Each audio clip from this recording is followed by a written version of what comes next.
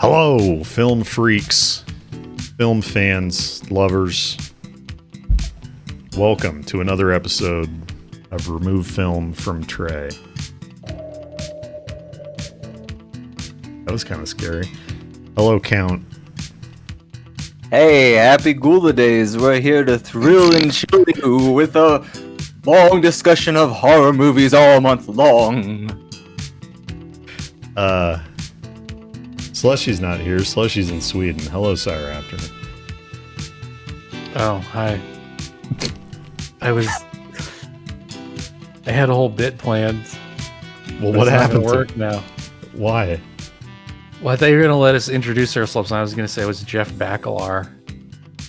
I don't think anyone who listens to the podcast knows who that is. I know, it would have been funny to me. I kind of get it. All right. Well, Because I used to be a guest, and now I'm the main guy. right.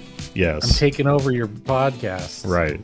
Welcome, everybody, to Remove Film from Tray, the internet's first, best, only, and last podcast about movies. I'm your host, CyRaptor. We made it. Survivor? Oh my god, the song's looping. What? So is that the guy from Survivor? CyRaptor? Yeah, Jeff Bakalar. You talking about Survivor? You're talking about Yeah. Richard Hatch? You talking about The Survivor? Oh,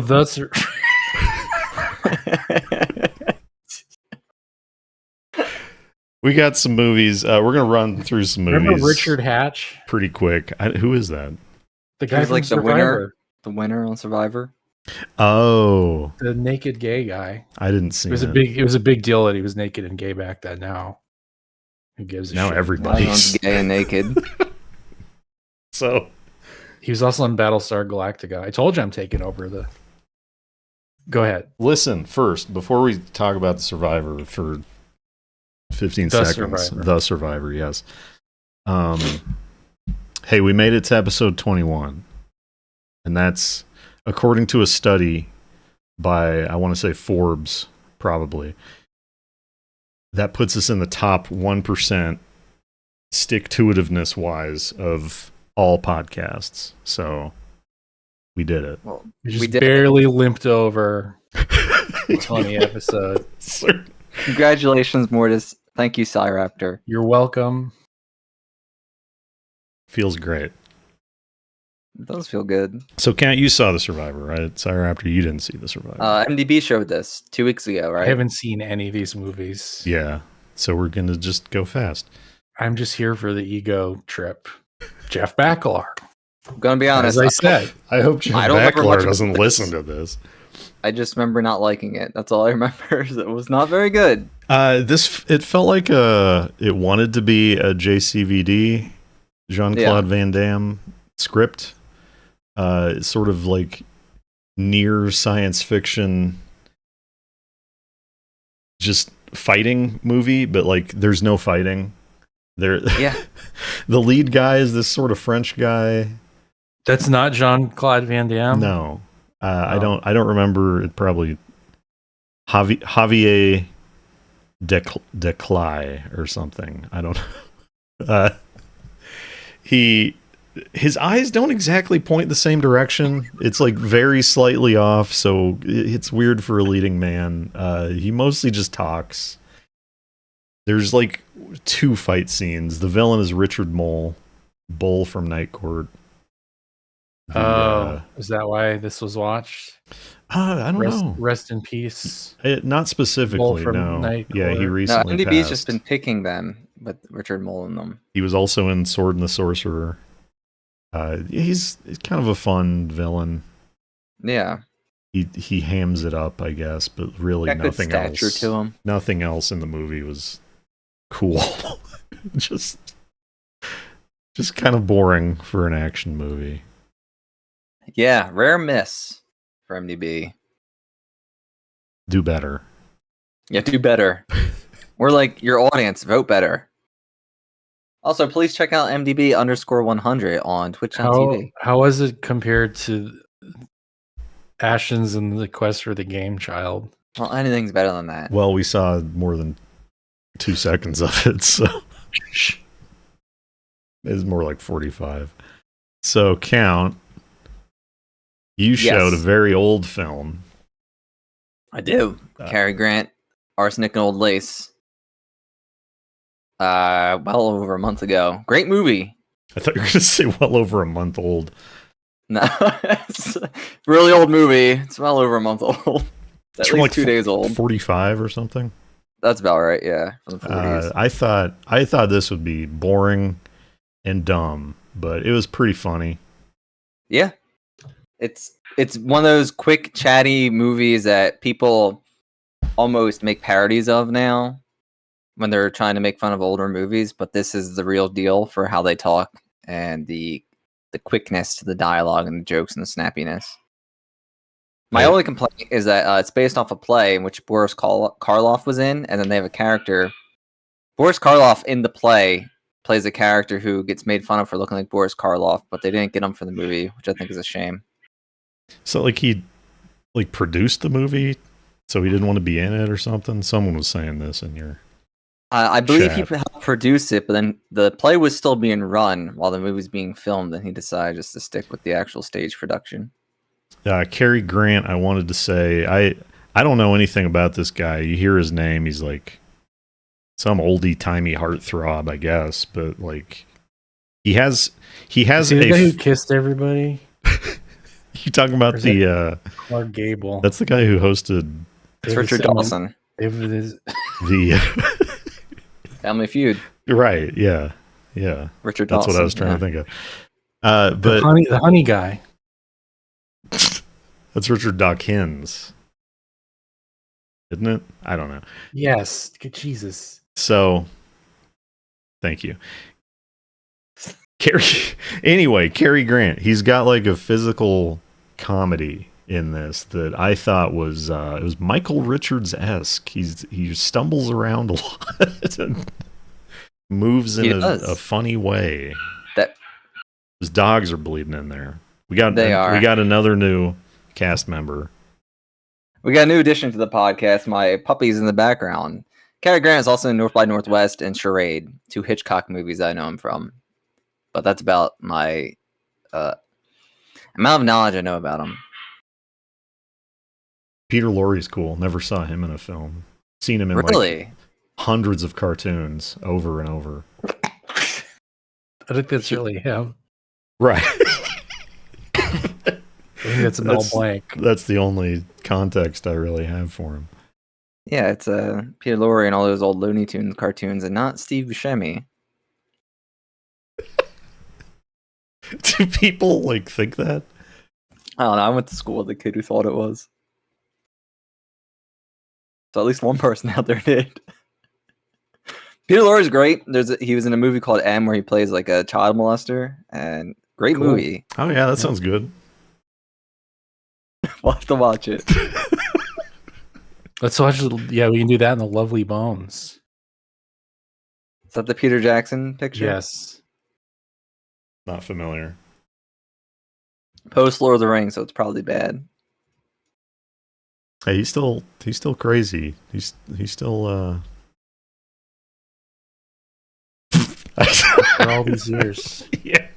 So another real old movie Count showed in the Halloween season. Now he's making new fucking Beatles songs. What? He didn't do that. Yes, he did. Did he? AI did that. The reason the new Beatles song exists is because when Peter Jackson was like restoring that documentary footage, that was one of the demos or something. He's the 6th Beatle? Yeah. Yeah, I did a pumpkin carving stream and I showed Creature from the Black Lagoon. You couldn't actually see it or hear it, right? You were just I just had it going. Had it on. I have seen this though. I thought this was not the best. Just a lot of like they were on a riverboat and they would drive around on the riverboat for a while, and then the creature would sort of lurk around, and someone would scream or get killed or slapped. And then they just go back on the riverboat for like another 20 to 30 minutes, and like, it just sort of, I don't know. I feel like the creature didn't really get enough of a personality or something. He just sort of shambles and slaps. More on that later. You're not wrong. Have you seen many other Universal monster movies? Really just Frankenstein, I think. I feel like most of them are kind of boring and sluggish, but this one's one of my favorite ones because it is just kind of what you said. But that being just said, the purity of it. Yeah, and I think it's one of the better Universal. This Invisible Man, like I know I'm a Count, and my whole thing is like a vampire, but I don't really like the Dracula Universal. I mean, I like Bella; he's cool, but I thought it looked Spanish pretty Dracula. Good. I've seen Spanish Dracula; it's good. What'd you say, Mortis? I thought it looked pretty good. The film, like good underwater stuff. All the Universal movies look good and very pretty, and there's like an atmosphere to them, and all the sets and everything. So that's like I think the big appeal of them from a modern perspective. What were they doing? Like, why were they on the riverboat? I think they were looking for the creature. Oh, okay. There was some kind of big bone they found or something in the first part of the movie. I don't remember. Yeah, evidence of some sort of humanoid being out there, and they wanted to track them down. Maybe the reason that the pinball is not really about the movie is because there's not that much to go off of. Yeah, and it's got the weird music in the pinball, from what I remember. The weird music. Well, it's like 50s music, but it's not music from the movie. Yeah. Okay, we're moving into the less fast portion of the podcast. I had the creature from the Black Lagoon Burger King toy. Is that what you've got up here? It's you still have it? No, it's squirted water. If you squeeze on its tummy, it shoots water out of its mouth. Why did they do this? Did they do like all the Universal monsters? Yeah, they did like Universal monsters. It was in the 90s. They did all the Universal monster toys. I don't know like why though. Just a fun comeback. Somebody had to. If you don't do a Burger King toy, you lose the rights. Was it Universal Studios thing? Like the now you can get your Creature from the Black Lagoon action figure, 5 points of articulation from Super 7 in stores now. Any comic stores, record stores, just dumpsters behind these things. Under the bridge. So, CyRaptor, you have not seen Of Unknown Origin, right? No. Friend of the show, friend of the me, dot level, showed me this movie a few years ago. Peter Weller plays a upscale New York. This is like when when there's a wrestler and they don't have like a place that they hail from. They say they're of unknown origin, right? Right. Yes. Okay. He's like what is he even? Not a banker, but like a guy who works for some sort of bank. Executive. Yeah, like he works in the executive part of like a banking thing, something with money. He lives in a very fancy brownstone that he hand renovated. It's a movie where Peter Weller goes crazy and fights a rat. And it's amazing. It's really, really good, everyone. Is that what the scratches are? Yeah. Is that the whole movie? He's fighting a rat? Yeah. And it's great. It's like Monkey Shines with a rat? Yes. Cool. I never saw Monkey Shines. Should we watch Monkey Shines? I've only seen the end of Monkey Shines, and I feel like that's the only part of Monkey Shines you need to say. Is there like is it about a handicapped guy who has like an assistance monkey and it goes crazy? I think I've seen. It's a Romero movie. I think I might have seen the end on TV. Yeah, he grabs. He tricks the monkey on going on his shoulder or something. Like he seduces the monkey, and then he grabs the monkey in his monkey's neck and his teeth, and he like thrashes it back and forth and throws it across the room. It's on Tubi. Monkey Shines. Check it out, everyone. Also, I thought it check was- out If you're in Unknown Sweden, you Origin. can't. No Tubi in I thought Sweden. it was the funniest fucking thing I ever saw. I was just sometimes you just catch like the end of a movie or like part of a movie, and it's just the craziest shit you've ever seen in your life. So that Monkey Shines was that for me, and then Benji the Hunted, where Benji tricks the wolf to jump off the cliff. The Which is one trailer of to the- Benji the Hunted is incredible. I've never seen the Really? actual movie though. Yeah, the trailers are really good. And Never then seen also that's how I saw Total Recall was on TV, just like catching a part in the middle, and I was like, this is the craziest shit I've ever seen in my life. I don't remember what part it was, and I just kept watching, and it was like that over and over and over again. And that's why Total Recall is in my top 10 movies, which who knows if we'll ever get to that episode. You're right, Count. Maybe what Just live in a CyRaptor listing movies he's called on TV.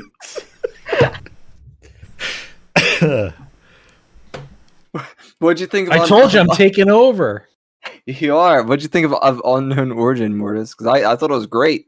I didn't see this movie. He didn't ask you. Ask me. Let me talk. It's my podcast. No. Please, Mortis, go ahead. I like this movie. I feel like I didn't like it as much the second time as the first time. Maybe because I knew what would happen. I don't. That doesn't. I don't know. I think so. This is directed by George P. Cosmatos, who directed like nothing that anyone thinks of as like a well-directed movie, like Rambo 2 and like some other, something else like that. There's a lot of really good just like shots and camera stuff in this. Like every time Peter Weller's walking around the house, like the camera kind of like moves and like the rat is just leaving the frame on the opposite side. You see a lot of that, like cool shots of New York. But Well, he did Tombstone, which seems pretty did well he? respected. I mean, he just did Cobra in as well, terms which of is a very silly movie. yeah, just in terms of like, I don't know, stylishness or something, like smartness, I guess I would say. Yeah. Tombstone? The Western? Never saw Tombstone. Pepperoni and cheese. Maybe we'll watch Tombstone sometime. It's got a stacked cast. Is that the one with It's got Kurt Russell, Val Kilmer, Sam Elliott, Val Bill Kilmer's like Paxton, Doc Hollywood. Doc Hollywood. Doc something? Doc Holliday. Yeah.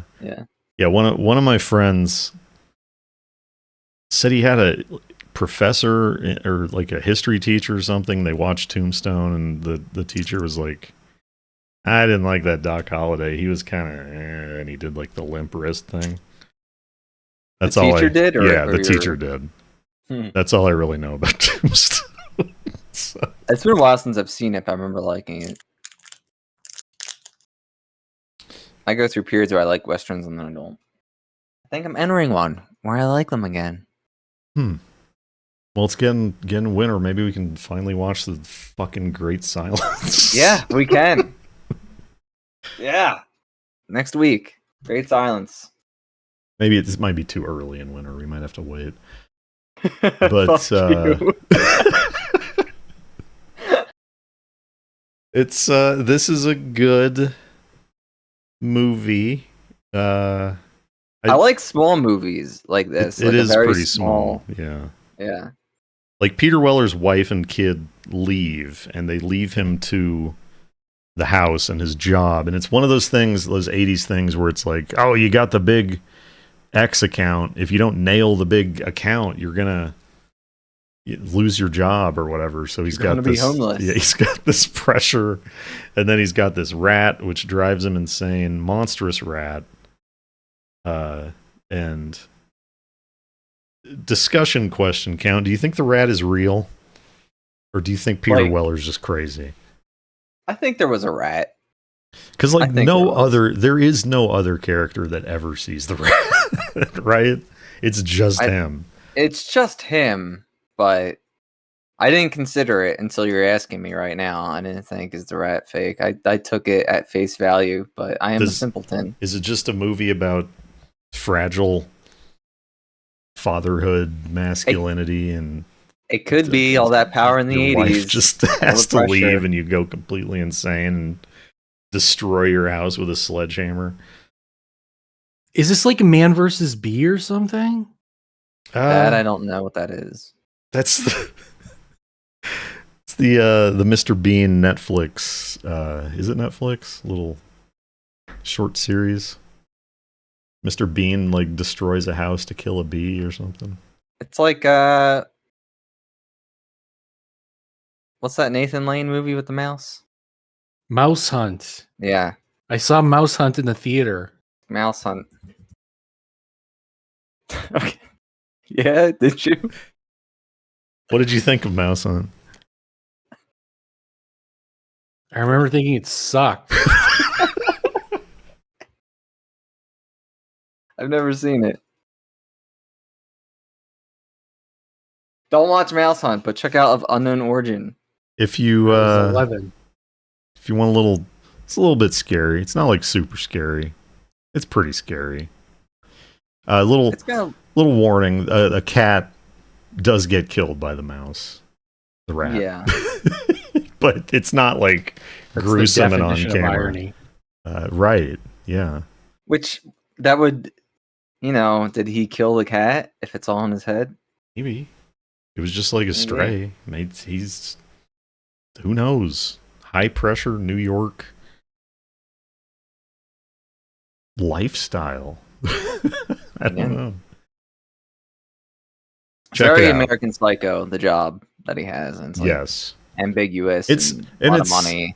It's interesting because like I feel like maybe they thought you wouldn't like pull for Peter Weller, but they sort of do this thing like, oh, he's a good guy. Like, what's he want to do with the new project? He wants to close down lawyers and offices, and instead of closing down like churches, the poor people are paying their rent better than the rich people. So he wants to foreclose on the rich. It's just, like they barely kind of mention that. It's just this one weird sort of touch. Sometimes a character just has a job and it doesn't. It could be interesting or matter to the movie, and then it doesn't. That's why so many. I was going to go on a huge tangent about like Stephen King. They're always writers because it's like an excuse for them not to have a job in a way. Like they can just do whatever the plot needs them to do. No tangents on this podcast. No tangents. No. Anyway, check out Unknown Origin. I don't think it's on Tubi. I don't think it is, but especially if you like Peter Weller. I feel like I've barely seen him in movies. I just watched Peter Weller in the final arc of Star Trek Enterprise. Hang on, I want to say one more thing about this. Since Count mentioned, he is good in this. He's very like he plays going crazy like in a very sort of quiet. What's the word? Like methodical way. He just kind of has bursts, and otherwise he's just very sort of inward. Again, that masculine doesn't want to ask for help. He's very handsome. What if he shot the rat's penis off? Well, I believe the rat is a lady. Right. That is part of the plot. Yeah, after he. Does he do that in Enterprise? In RoboCop. Oh yes. Jesus Christ. Right. RoboCop's been on everyone's lips because of the new game. What? What? What new game? The new RoboCop game. Rouge City. What? It just came out like a month ago, and everybody's talking about RoboCop. Everybody's RoboCop crazy. Oh, Rogue City. I should have known. So what? Huh. How was Star Trek Enterprise with Peter Weller? Bad. Is he a bad guy in that? Yeah, he's like the leader of anti-alien terrorist group. He says he wants to build a wall In around space? Earth to figuratively. Mhm. So are you done, Enterprise? Yeah, I'm done. Did you like Jeffrey Combs? Oh yeah. It's very good. How is Enterprise on the whole? I've seen maybe one episode. Do you really want me to get into this? Well, let me say we could have an before Ahsoka CyRaptor situation. I will say the Jeffrey Combs arc you can watch almost standalone, and it's pretty good. And then the other stuff was not as good and kind of bad. Arc? Doesn't Yeah, he, like all doesn't the he play like episodes that he's in. 18 characters on the show? Well, he plays like an No, Andorian that's guy. Deep Space Nine. He plays, I think, 3 different characters.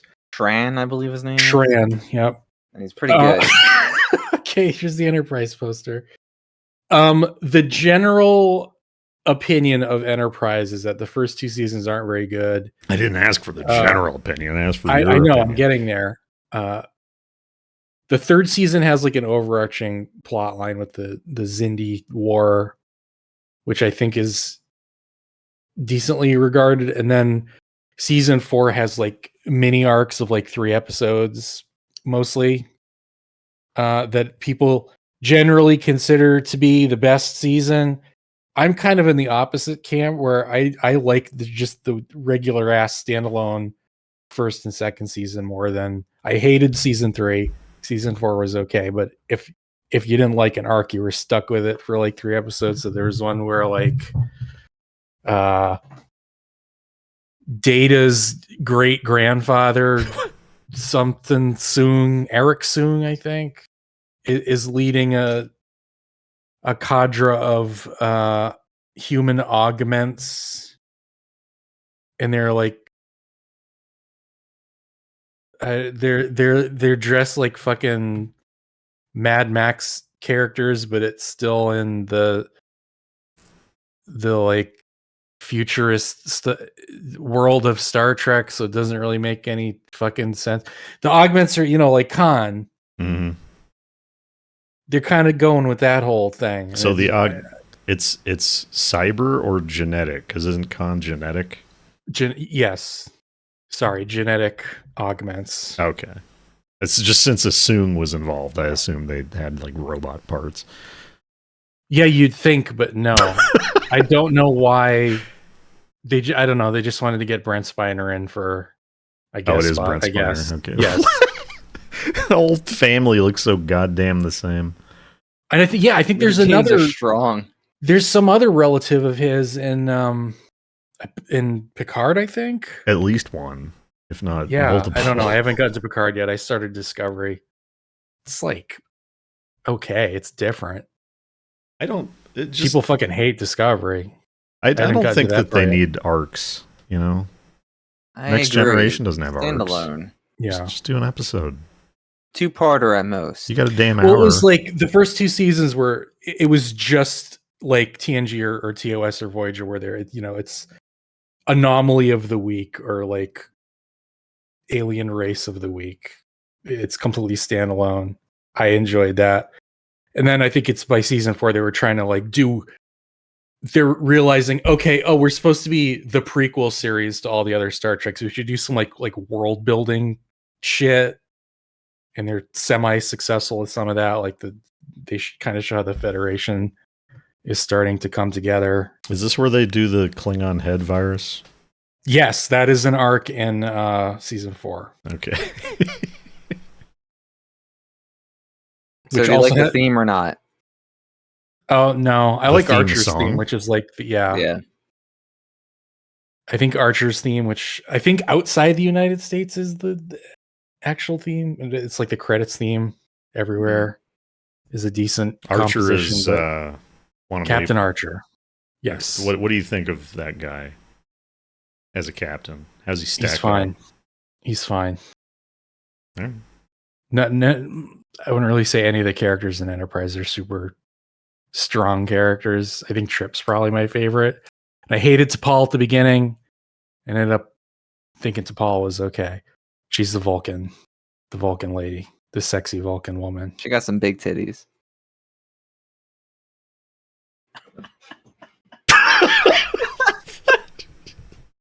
She looks like she's had a couple kids.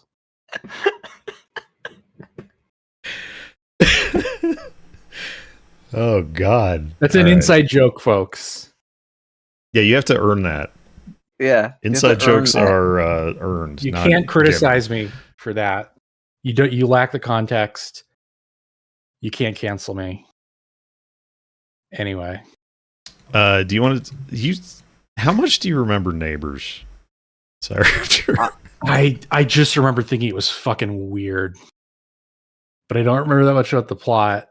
Let's do Neighbors. You can That's talk. where it Yeah, is talk on the about list. it. So, oh yes. See, I already forgot about John Belushi. I tricked Count and Slushy into watching Neighbors. One of my favorite comedies. You did. I said it was like a Halloween movie. I maintain it's sort of a horror film. If you're a homeowner and a husband, much like Of Unknown Origin. This is this is based on a novel. I really want to read the novel. I need to find it. But it's Dan Aykroyd, John Belushi. I don't love Belushi. I think he's just fine in this, but Aykroyd is incredible. Aykroyd, he plays best performances. He plays a guy named Vic who moves in next to this straight-laced Earl Keese, I think his name is. Just like end of a cul-de-sac, nobody around. It's just this horrible suburban wasteland with like a swamp. But Vic moves in out of nowhere, and just the movie takes place over the course of one night, and every decision that Earl makes is wrong, and every action that every character takes is like against him. So it's just sort of this nightmarish sequence of horrible things happening to this guy. What did you think of Neighbors, Count? I enjoyed it so much that I didn't mind. I was tricked into watching it. John Belushi and Dan Aykroyd play against their type, at least what they are in my mind. Well, they were casted in reverse, and right, and they were like, we want to do this different, and they switched. Apparently, they hated the director. I don't know. Well, Dan Aykroyd is incredible in this. He's so fucking charming and funny, and it makes you wish he played more characters like Dan this Aykroyd one. is charming in this? Yeah. Oh. Incredibly. I remember it differently. I mean, he's deeply sleazy. Yeah. But like he a complete just has he has so much self-confidence. Like his outfit is, it's like a denim jacket over a polyester shirt over a t-shirt. He screams like he's a cool piece of shit. That's like what his character screams. Yeah. It's very cool. There's like a running undercurrent through the movie that he may be a Nazi. A little weird. Right. Like, he's blonde hair, blue eyes. He's got a German Shepherd that he speaks German to. He has a model triplane, like Fokker. It's just this weird. He just picks up like a Nazi history book in Earl's house. His wife Ramona is constantly just seducing and entrapping Earl from like moment one. Very sultry woman from Matinee. Yeah, she was like the leading lady from Matinee. Way back in episode 2 of Remove Film from Tray. I'm not even sure that's the correct number. Probably 4, somewhere back 5. There. Which is also a great movie. If you've never seen Matinee, and for some reason you didn't listen to that episode, but you listened to this one, watch it. I also watched Neighbors. This, I never even heard of it before Mortis told me about it. This completely under my radar. Yeah. No one talks about this movie. And it's very, very funny. There's All I remember is the eat a baby's butt through a park bench. yeah. I'm still not sure what that means. They're so hungry they could eat a baby's butt through a park bench. And it's one of those movies where you're not sure what the threat level is. Like, how crazy are these other people? Midnight. Oh, the threat level.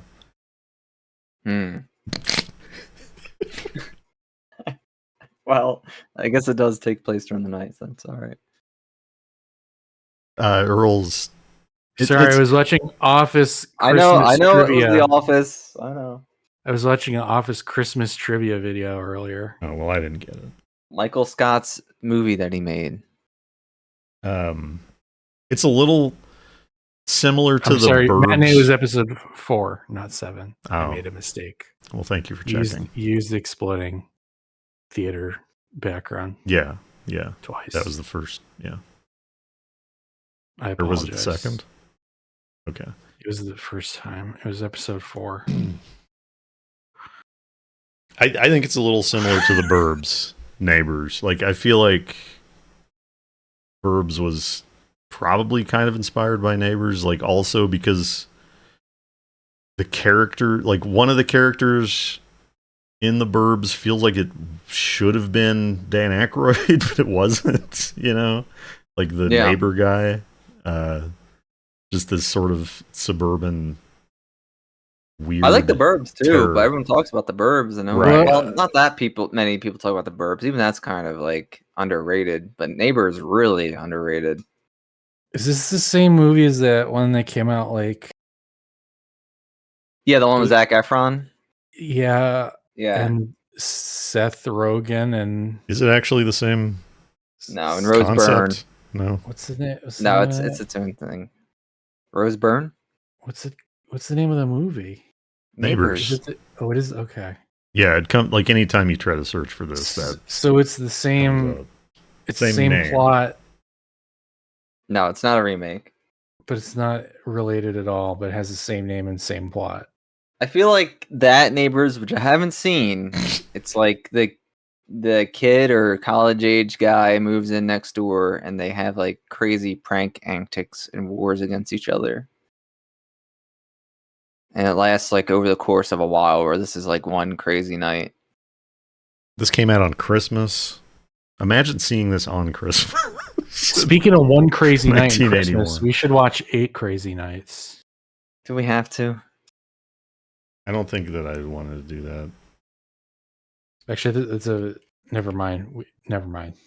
It's a bad time to do that right now. It's the Sandler movie, right? Yes. Yeah. It's a cartoon. It is? It is. Yes. Kind of like rotoscope, but not really. No, it's fully I know, but real like ass animation, man. You have to understand. The This is last why I one. don't know what henna is. Like It's a Hanukkah movie. for me to get by in the world, I have to like be able to identify things that I don't care about and then completely blank them out of my knowledge. And I have done that with 8 Crazy Nights and well, you should, because it's many terrible. other things. So It's good. It's good. Rob Schneider plays a Chinese man, oh well, Chinese that okay. food. Maybe I'm into it then. That Chinese does food sound good. operator, doing a racist accent, but it's okay. But it's 'cause rotoscoped. It's not rotoscoped. It's real animation. It's 2D. It just it's looks true weird 2D. though. It does look animation. weird, doesn't it? It looks weird because it's like a Shit. cartoon, realistic Adam Sandler. Yeah. There's like a weird fluidity to it. What do you think of the score in Neighbors, Cam? They're going to ask me about 8 Crazy Nights, the score. I thought It's got the Hanukkah song in it. it does. The Neighbors score was good. I thought. You Trying didn't to think think, it was like too on the nose? I think this is like a Looney Tunes Mm. type of thing, right? That's what the vibe I got from it. It very much is. Like it does anytime Earl looks at the neighbor's house, it plays the like Twilight Zone Yeah. motif, and anytime his wife is on camera, it does this like Indian like drum dance, which you don't even like, you cannot understand the first time you see the movie because they don't even really like establish why it's doing that until the end. But It's there's I an like oral that sex scene where happen. there's a little chorus going like, come, come, come. Wait. There's an oral sex scene Yes. there is involving who? Well, Dan Aykroyd? no. Oh, all right, never mind. It's a funny score anyway. Yeah, I feel like I feel like I saw some like, you know, I beef thought on Dan the internet about Aykroyd it. was writing fellatio scenes into every movie he was in. right because of Ghostbusters. He may have Yeah, suggested that's- it. But I guess he didn't write this. Although it could have inspired him for Ghostbusters. He had like He was inspired by an he actual wasn't- experience that he had. Yes, he wasn't familiar with the concept before now.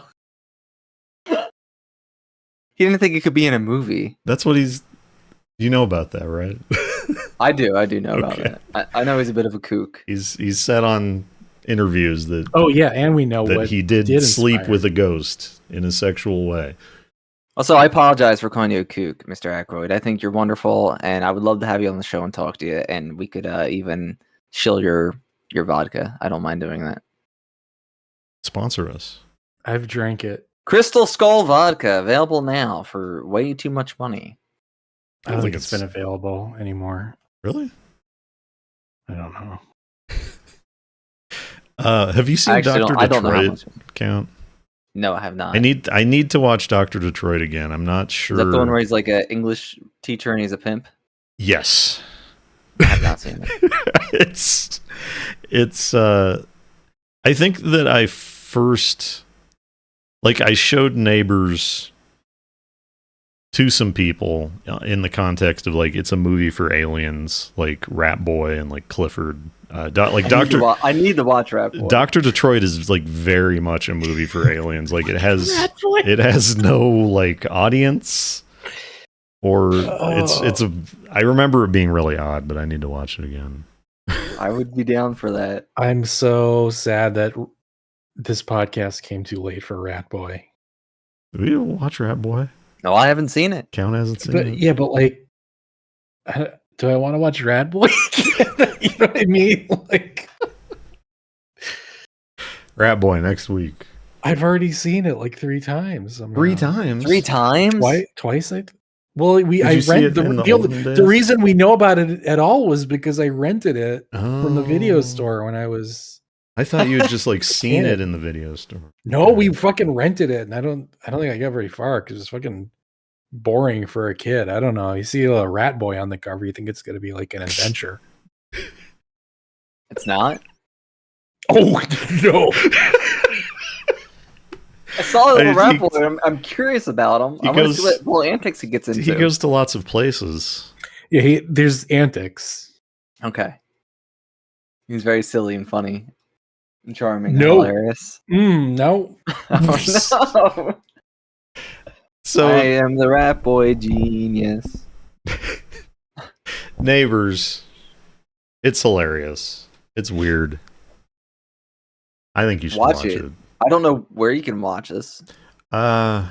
I had to Not on Tubi. download Lost it. media. Yeah, it's Lost. It's lost media.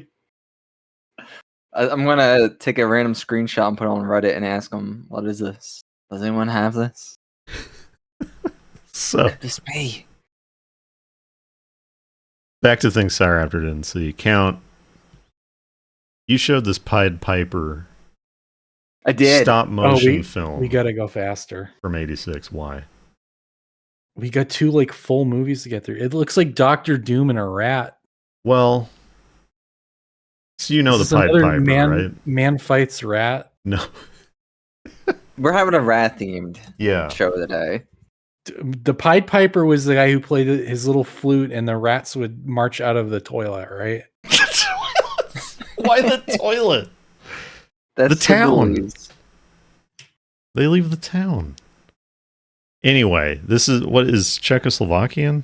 Yeah, Czechoslovakian from 1986. Stop motion. Jin Barda directed this movie. Doesn't have any words in it. The actual name of this is, whatever, Czech for Chrysar. Yeah, for Pied Piper. I really like this.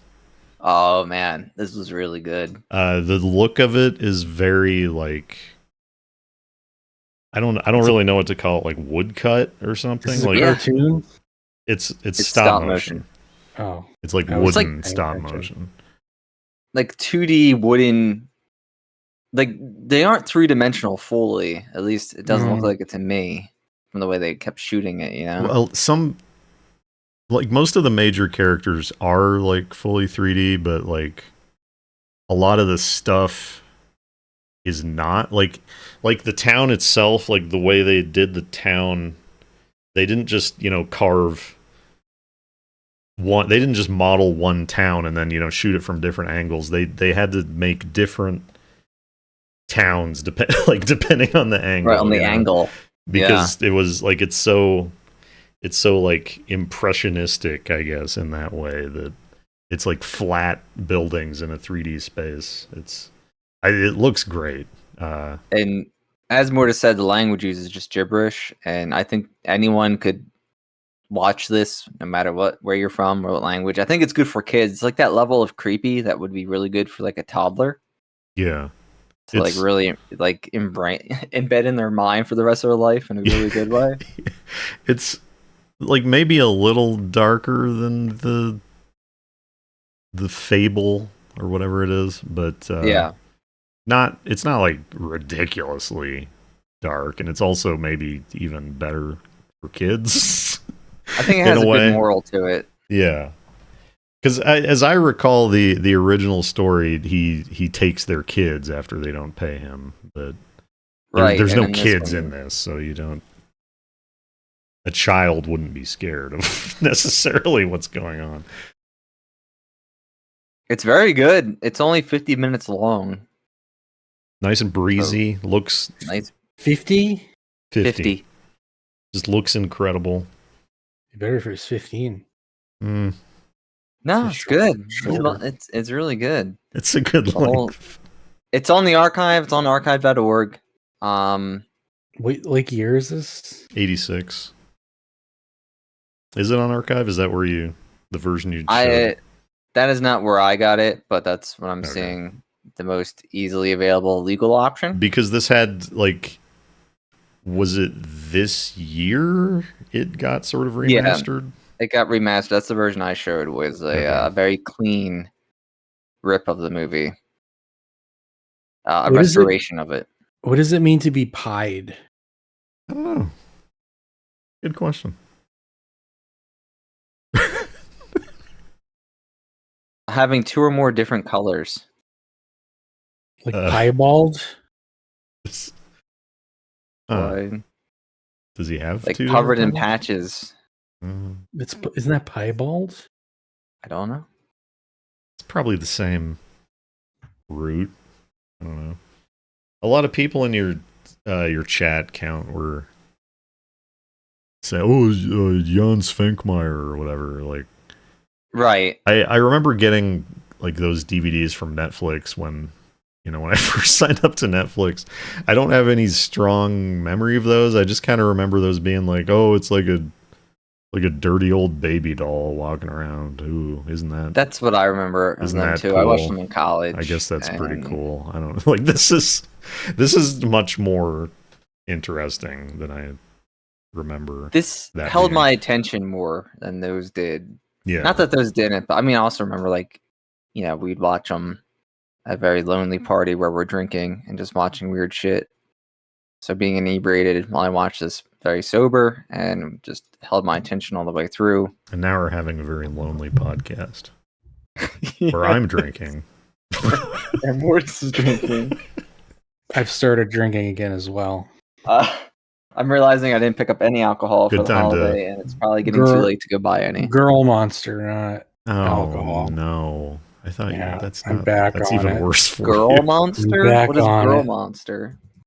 Here we go. Has it been that long? It I know what maybe Monster count Energy You know- is. Yeah, you know the white can, the white monster. white Monster Energy. Oh, it's for girls. Yeah, it's for girls if you read the back. Watch Pied Piper. 0 calories, and How's it been working for you? it doesn't caffeine doesn't really have any effect on me, so there's really no You think it does? point in me drinking. Well, I drank like a full can last night before bed and slept normal. So, You think it was normal, but it could have been better. well, yeah. To get up at 4, I have to pee so bad, but I don't want to get up. Check out the Pied Piper. It's very good for kids. Yeah, Yeah. beautiful. Oh, there's shit. I forgot to mention. I guess I did mention it. It does a lot of interesting stuff with perspective, which I found very cool. And there's like live rats sometimes. Yeah. That's kind in of a The rats are Rashomon huge too. way? The rats are really big. No, not like memory. Like there's a scene where you're looking at like it looks like a, what is it? I'm just being the comedy relief. I know, you're doing great. It looks like an anthill. Like Somebody's got to be. it's like a damned. cutaway of like rat tunnels, and like the rats Oh, are that's kind of cool. like coming out of the tunnels like in a 3D way, but I don't know. It's hard to explain. It looks great. It's like the one boss from Castlevania 2 for Game Boy, where all the rats come out of the holes, right? I just played that and I don't remember rat. I don't know. Maybe they don't look like rats on the Game Boy version. Are you talking about the Wii version then? Yeah, but they're just rats there. They don't come out of the holes. I don't know. I don't remember. I don't know either. So, okay. I'm just trying to Thank you.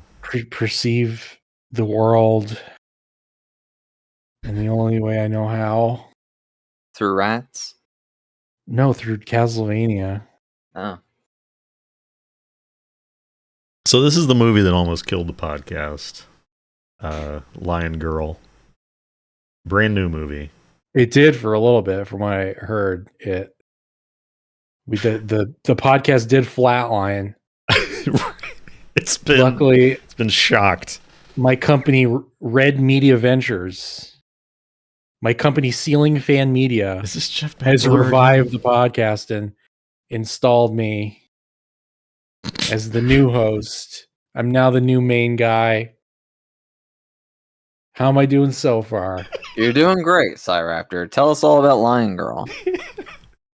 Okay, Lion Girl is okay. So you know the Mumford and Sons song "Little Lion Man"? Yeah. It's like that, but gender swapped. Right. I don't remember the lyrics to Little Lion Man, but they had that other song called "The Cave," which is about a caveman, I think. This doesn't look like it has anything to do with that, though. What did you think of Go Nagai's? Is it Nagai? I think Lion Girl's like a henshin Lion Girl. superhero. Look, I assume that's Lion Girl Mm-hmm. On the front. Yeah. poster. I Maybe the head thought glider this too. was okay.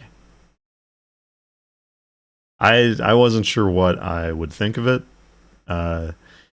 Like watching the trailer, it gave me the sense of, if you recall from the days of the DVD, there was all those Japanese movies that came out for a while, like Machine Girl and like Tokyo Gore Police, where I've seen one of those and I really hated it, and I don't remember which one. I assume they're all the same. It's just like, oh, Japan's so crazy. Look at this super bloody movie. Like, it looks like one of those, but this is based on an idea. I don't think this is actually This written isn't by even fucking Japanese. Go Nagai. Well, everyone, It was filmed in L.A. during COVID, and based most on of a the dream. most of the people are American, and it's When you mostly upload in this, English. delete all the stuff I just said. We can't edit it. I don't know how to edit it. You're talking Oh, about yes. the song stuff about Little Lion Boy? No. We're screwed. Slushy used to edit and upload. Now what the hell are we gonna do? Slushy will still rip the audio. All right. So Slushy hated this, and I was interested. I would be interested to talk to Slushy about why. Yeah, I really want to know her thoughts on this. 'Cause I feel like it may have been the nudity, because like fully 45% of the movie has someone just fully fucking naked. Like, and there's like dong. It's not just Yeah. ladies, and it's not really like in a sex way. It's just they're just naked. they're just People naked. are just naked all the time, and sometimes they're being tortured. But it's not. There's not a lot of sex in the movie. There's not really any sex. I in don't the think movie, there's any right? sex. Yeah, It's there's no sex. just in the movie. nude people, and sometimes they're doing fights. It's- the thing that I liked about this movie, Count, you're not super familiar with Gona Guy. Devil Man, right? Yes, like a lot of like Cutie Honey, Mazinger Z, Get a Robo. I've seen New All Get a kinds Robo. of like just all kinds of Japanese stuff, like Jushin Thunder Liger, the wrestler, like he designed it. Like, Cool. really important guy. But like I've read Devilman several times, and I've like watched the old Devilman OVAs a bunch. I really like Devilman, and this is like pretty similar to that, in like just this. It's crazy, but it's just like really bleakly apocalyptic and sort of just like dark. I liked that about it. The movie starts with like 15 minutes of a lady just saying like the world. It's all backstory. Just setting up the world. Like meteors fell on the world, and there's like manga panels just in the background. Big info dump. It's to told start. told in the style of Japanese anime. Yes. This film has the heartfelt quality. I loved this movie. It scratched an itch for me. I thought this was really, really good, especially given the budget, and like for a low budget exploitation movie. This is everything that movies should be now that are low budget and cheaply made. Instead of all like the loads of crap that gets uploaded on the Tubi and YouTube, it should be more like this, where they're putting fucking everything into it that they can, and it shows, and it's a lot of effort, and they aren't half-assing really anything in this. There's something so sincere about this movie that highly appeals to me. I love the colors. I like the music. I do like the nudity. I mean, I am a dirty dog, but it's also like refreshing that there were all sorts of body types shown. Right. It's innocent nudity, no sex, and Well, it's not innocent nudity, and but they aren't fucking. There's no realistic sex. take on violence. Also, It just was. I thought it was a unique story of how two fathers risk everything for their daughters, and it was unique and heartfelt. There's a lot of flashbacks. I would say 99% of the movie is a flashback. It turns out. Yeah, even more. Which is- Yeah, closer to 100%, but flashbacks within flashbacks. It's sort of like told in the style of Japanese anime. If you like big asses, this is a movie for you, because like there's a nice fat ass from someone on the screen like every 5 minutes. But it's innocent nudity, no sex. Yeah, Lion Girl And- sort and of like does a- Cammy's famous pose. A realistic Yeah. take on violence. Realistic take on. What did you think of the social commentary in the film? It's very on the nose, but it's done better than what was the other thing we compared it to? Kamen Rider Black Sun.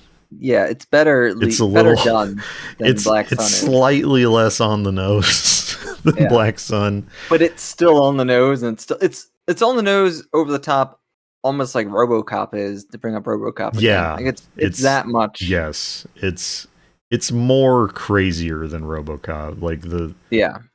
It's heartfelt though and unique. like the villain is like the new totalitarian shogun of Right. what's left of the world, and the evil logo is just like a very. I thought it was a swastika. I wasn't sure, but then like there's a news report where the crypto swastika is like sort of, it has like a sword in the way of it, and I was like, that sort of broke the visual trick, and I was like, oh, okay, it's just a swastika. Okay, like the evil political party, their catchphrase is don't live long, die while working. Die while working, which is, they're all saying it all the time. Yeah, it's very good. She doesn't even fight the Shogun. The Shogun never. Yeah, it doesn't. Yeah, she only fights. That's for Lion Girl 2. Lieutenants. Could be for Lion Girl 2 or 3. Who knows how they'll stretch us out. I don't know. I really liked it. I once again, given the quality and the budget and everything, I feel like the budget hurt it. For mine, I don't like you can really feel that it is like basically zero budget and just like shot around the LA desert during COVID. It's just, I don't know. It's absolutely. It's a unique story though. It's heartfelt. It's not that unique though. It's really not that unique. Well, even if it's not that unique, it's heartfelt. So, what did you think of the monster makeup? It was all right. I liked it. It was a little weird that it just sort of stopped at the neck, basically. Yeah. But like, there are like practical effects in the movie, and that I appreciated that. I liked how it was in the style of Japanese anime. If you want to see a baby hold up its fist and blow a hole through its own mother's head with a laser coming out of its fist. Yeah. That's a realistic take on violence, though. Say Rashomon again, maybe. Why did I say Rashomon again? Well, you said it once. I don't remember him saying it. That was for the previous. Right. It was for the Pied Piper. Okay, I'm just saying. I'm just saying. Bring it. Call back. What do you? Would you recommend Lion Girl, Mortis? I would.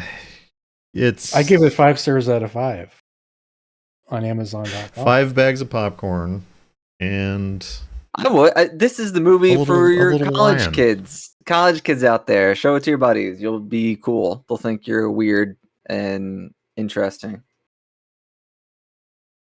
It has that energy. Yeah. And if you're just horny, it's got plenty of innocent nudity. If you're horny, it's got plenty of ass and tits and dong. No sex. There's no sex. But a realistic take on violence. There's some cool shit. Like at the end of the movie, she's being tied up. Right, strapped to that table. And there was that guy standing there. And I didn't know if it was a mannequin or something. For a while, I don't know if you noticed him before like he started the move, but he was there the whole time. Just like in the dark, standing there. And then he finally starts to move and fight. It's just, there's such weird shit in this movie like that.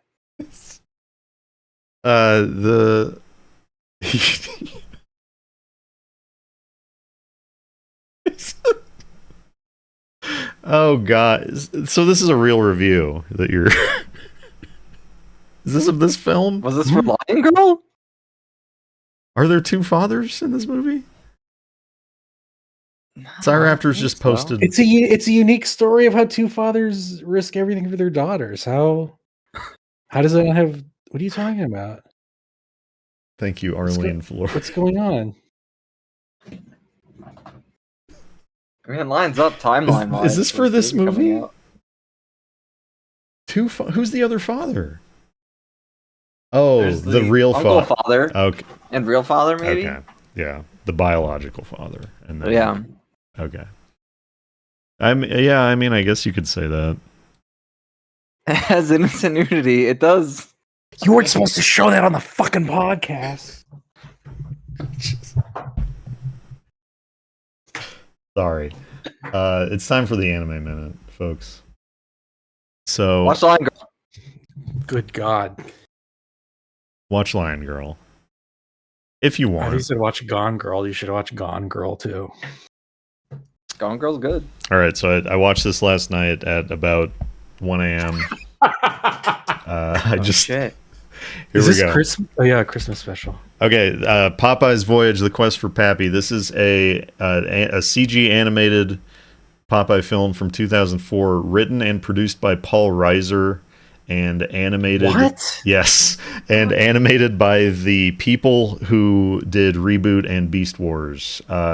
It's a pretty basic Popeye story. Hold on. You find out that Poop Deck Pappy did not abandon Popeye. He abandoned him because if Sea Hag kisses Popeye, she will rule the world. And it's a Christmas story. Sounds like for your whole family because they decorate a tree at the end of the movie. And it's not very good, and I don't really recommend it, but it's kind of weird. All right, that's the anime minute. Thank you. You watched the CG thing? Yeah. it's Popeye. Popeye. I love Popeye. I know. We're 2 years out from the year of Popeye. And I love Paul Reiser. 2024, the year of Popeye returns. Maybe. Stay tuned. Kathy Bates as the Sea Hag? What the fuck? Gary Chalk as Bluto. Which one's Gary Chalk? Optimus Primal. Oh, okay. Makes sense. Yeah. Half of the cast of Conan the Adventurer. Yeah. Man at Arms and the Masters of the Universe reboot.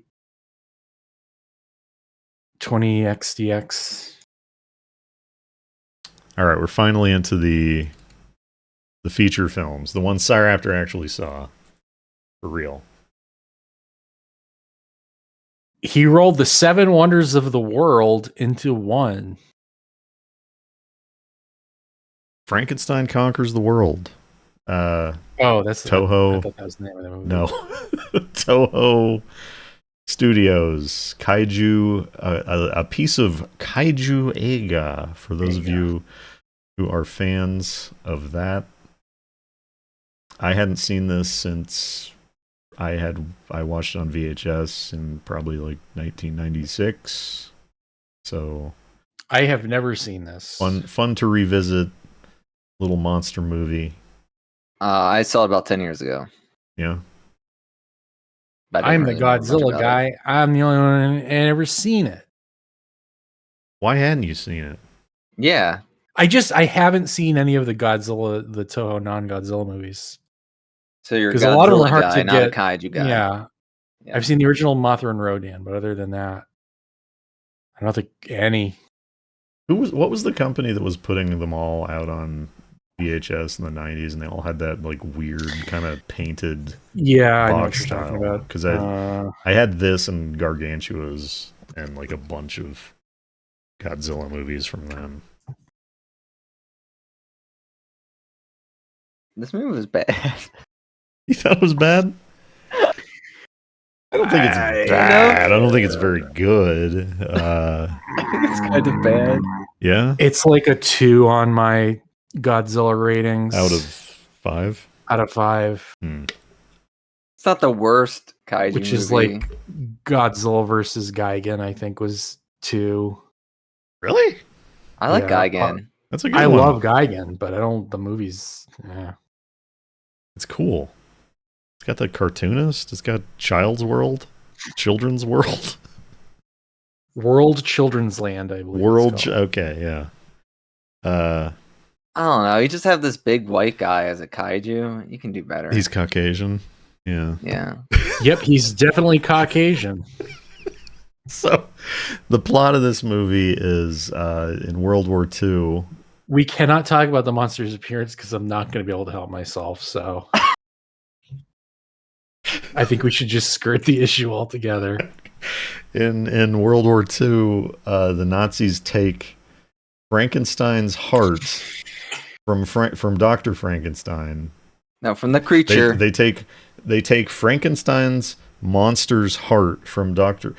Throughout the whole movie, they only ever say Frankenstein. So right. Those of you who that's sort of the least of the issues with the Frankenstein lore, though. Did you finish the book? The time doesn't line up. What? Did you finish the book, CyRaptor? I think he was reading. No, I'm reading the book of the Neverending other Story. Okay. So, anyway, the Nazis take we'll just say Frankenstein. They take Frankenstein's heart, put it on a submarine, take it to Japan, and then the bomb is dropped on Japan. And in the intervening, the actual Hiroshima bomb during World War II. Yes. And it's sort of represented by like a weird like orange pink mushroom cloud. It's, I don't know. Well, they didn't have Oppenheimer. They didn't have right. Didn't have Christopher Nolan level special effects to create an atomic bomb so effective that it would change your life. But, or whatever the fuck he was saying. So they just dropped a bath bomb into a fish tank and filmed it. Hey, we learned from this movie that they will do anything for an effect. Oh, before I forget to mention, I this apparently came out like on the 20th anniversary of the actual Hiroshima event. Okay. Which kind of we can get into that stuff. I'll let you finish the synopsis. Like 15 years. Well, it's the 20th anniversary. Why does the movie then take place 5 years before the movie came out? I don't know. That's weird. Anyway, 15 years pass. Frankenstein. There's a wild man on the loose. Turns out it's Frankenstein's heart, been nuked, turned into a man again, but he's a boy. A boy, yeah. But he's growing fast. And so you'd think that'd be enough, that you have a Frankenstein who becomes very large, but there's also another monster, Baragon, who's just sort of there for no reason. And the Japanese name of the movie is Frankenstein versus Baragon. Frankenstein Conquers the World is the import. Oh, well, so like Baragon considered important enough to be a co-headliner with Frankenstein, apparently. Yeah, but why? Wouldn't Frankenstein be enough? Yes, I agree. I love Baragon. I think he's like underappreciated as a kaiju, but I don't. He was invented for this movie. He shows up in one Godzilla movie for one shot. Oh, and then he's in GMK where he gets an actual role. But like, is he not in Final Wars? No, he's in Destroy All Monsters as just stock footage, I believe. But this isn't the movie where the famous clip is from, is it? Where the suit actress goes, wow. That's GMK. That's GMK. Yeah, GMK. Oh, okay. That's the little girl. Okay. Little actress lady. Because Baragon's like noticeably smaller than the other monsters in that movie. Or I guess just Godzilla. Even Ghidorah's smaller than. Noticeably bigger than Frankenstein, though. Yeah, well, that's just two normal dudes, and one is wearing a lizard suit. Or like a pug. Is this the laziest kaiju? Frankenstein? Yeah. Oh, like ever? Well, for Toho. Like appearance-wise. Yeah, for a Toho movie. I mean, I guess. It's just a guy. It's just a guy. I mean, they didn't get like... He's got like prosthetics and stuff, so it's not like it's just a dude. But so Baragon, do not confuse Baragon with Barugon. No one would. From Gamera. Well, I remember in the mid-90s there were like FAQs and stuff, maybe just one FAQ where, you know, like some guy on AOL writing like text files about Godzilla movies, you know, it's like, yes, it's Baragon, but it's not Barugon.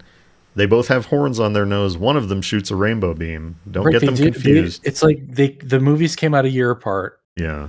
Baragon was a year before Barugon. But they look kind of similar. They're both quadrupedal. Well, Baragon's not always quadrupedal, but brown, I believe subterranean lizardy monsters with the horn on their nose. Yeah. Actually, is this in fucking black and white? Well, it can't be. There's a rainbow. How is there a rainbow and it's also in black and white? I think it's just a bad frame. Okay. I think it's just a bad capture. What But if he brought color to the Gamma universe, like Wizard of Oz or something? That'd be cool. I think already the second Gamera film was in color. You're right. So Frankenstein escapes. There's okay. How does he escape? So That's important. There's three scientists. The main characters of the film are three scientists. One is our friend, the American guy from Nick Adams. Nick Adams from Monster Zero. Monster Zero, thank you. Because I wouldn't have figured it out. Who's Bowen or? Yeah, No. his name is like Dr. Bowen or Dr. Bone or Dr. Bond or like it's kind of hard to tell. If only there was some way of getting a cast list. Yeah, he's sort of he says to another character at one point, "I was concerned with the atomic bomb, so I thought to make amends, I would come here and cure cancers that came from the atomic bomb." Like Bowen. he doesn't say that he invented the bomb. He says he was concerned with it. Like a lot of his, like he delivers his lines in English like he does in Monster Zero. A lot of his dialogue feels like it's been translated from Japanese into English, you know, like he says he has like weird turns of phrase.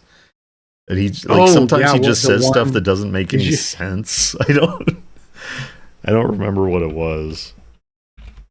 It's in the How old does he look to you? Because he died at 36. he killed himself. If you're wondering why he died at 36. Well, I'm just saying, I thought he looked much older than his 30s. Oh no, people just looked older back then. Yeah. It was the hard scrabble days of humanity's youth. As Dr. God. I just played the game a couple months ago. What the fuck is his name? Dr. Breen. Oh. Anyway. So, why didn't you like this, Count? Are you here? Count, hello? Yeah, I'm Okay. here. Hello? Okay, I got worried because you were muted a minute ago. Oh, no, I'm here. I just thought it was kind of boring, kind of uninteresting. It's very like 50s, 60s B movie. Like, yes, it's like a Japanese attempt of making an American Yeah. giant monster movie from the 50s when they already had the hold on doing giant monster movies of their own.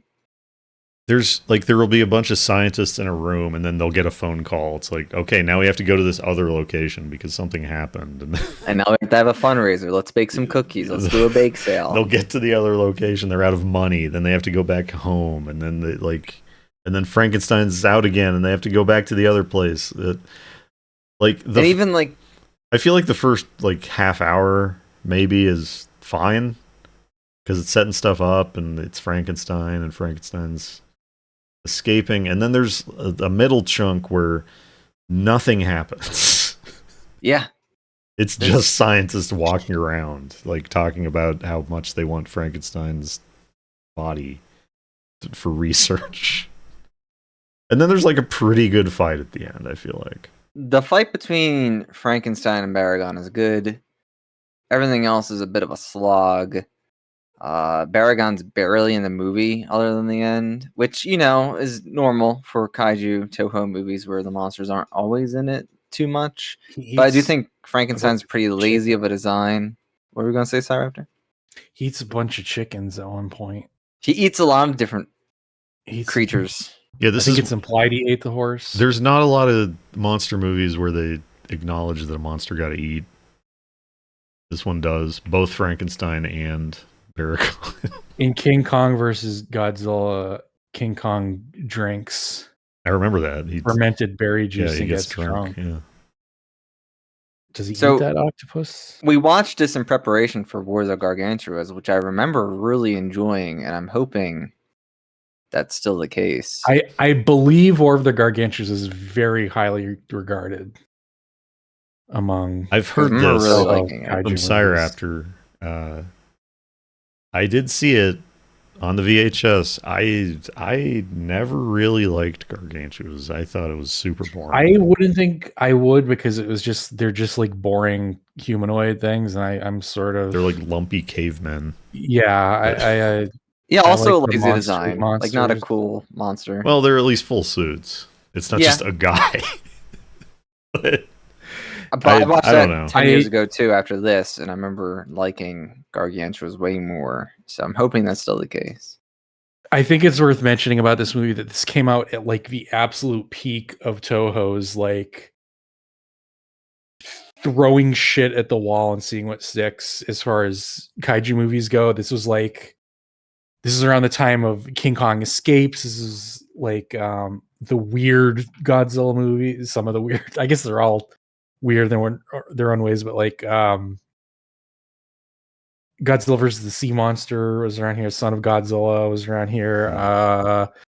Atragon, Dogora, Matango was all around the mid 60s, I think.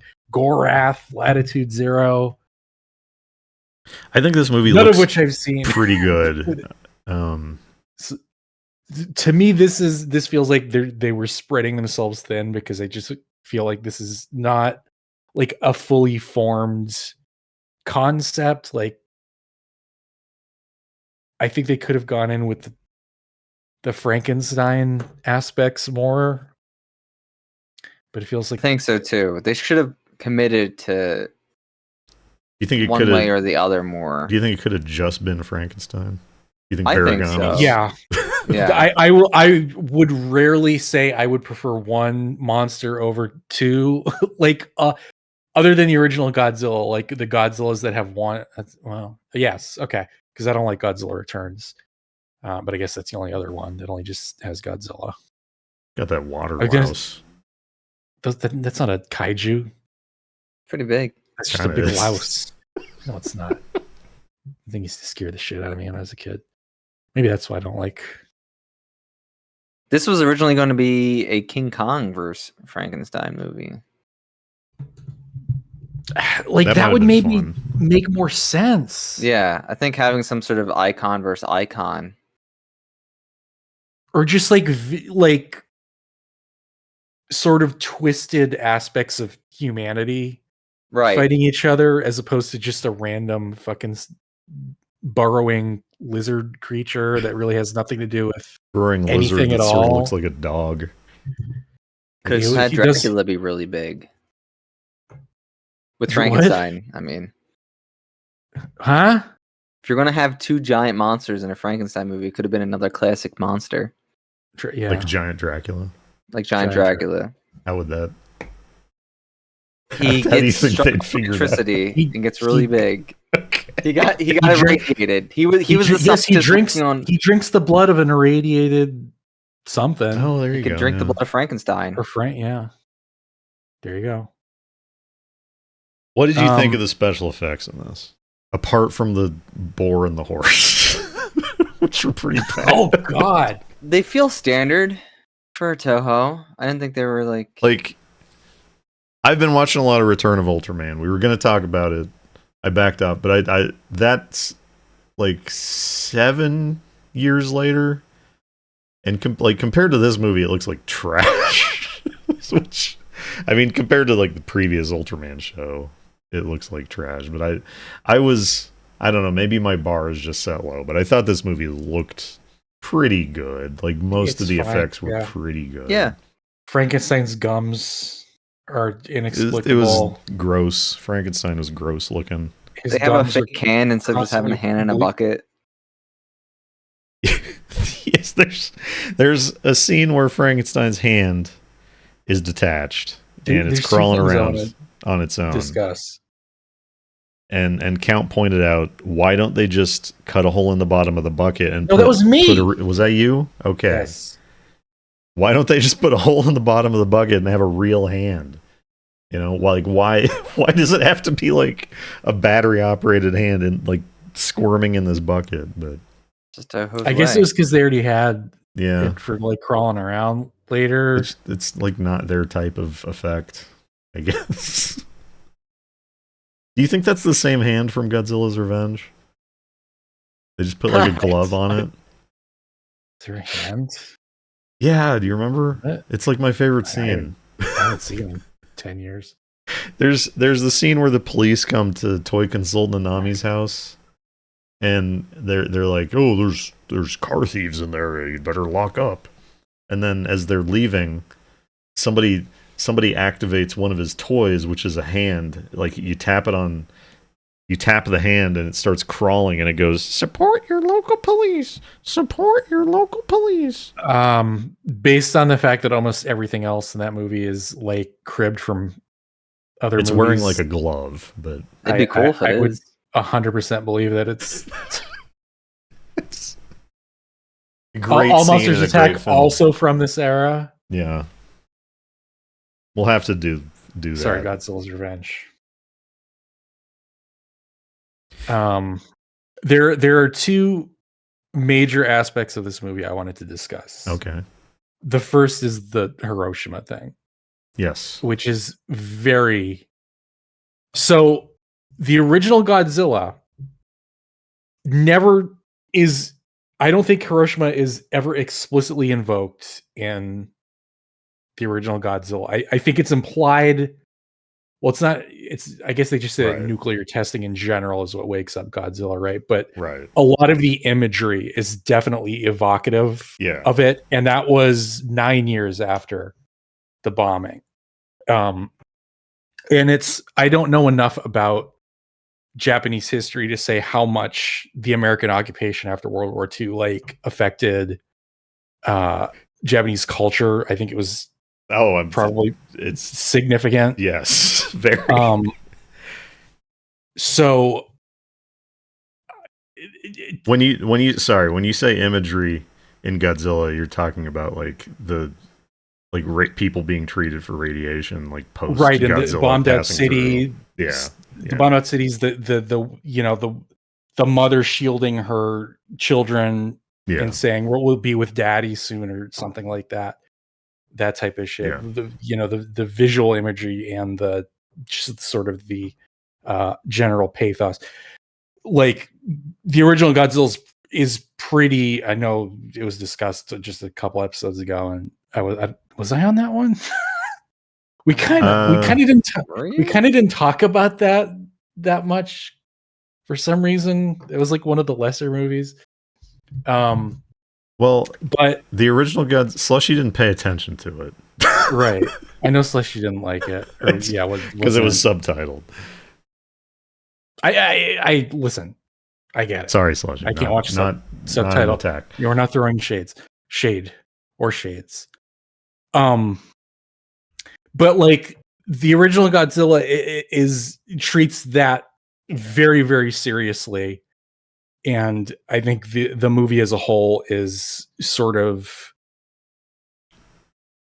an encapsulation of probably how the Japanese felt in the wake of that and in the wake of the American occupation. This is now 10 years after Godzilla, and it's treated like a fucking cartoon. It's so bizarre. The contrast is so bizarre. And the fact that they're by name invoking Hiroshima, whereas in Godzilla it was just implied, sort of. I don't know. The whole thing is a little weird, very strange, and the fact that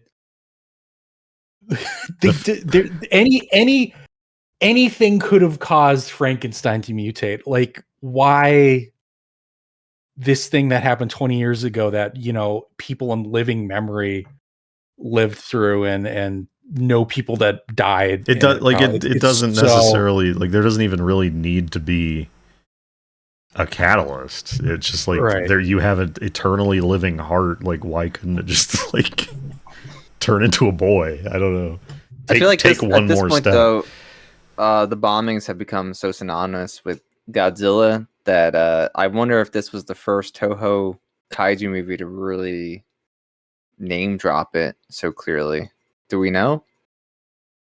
They certainly don't in the Godzilla movies. I don't know about the other.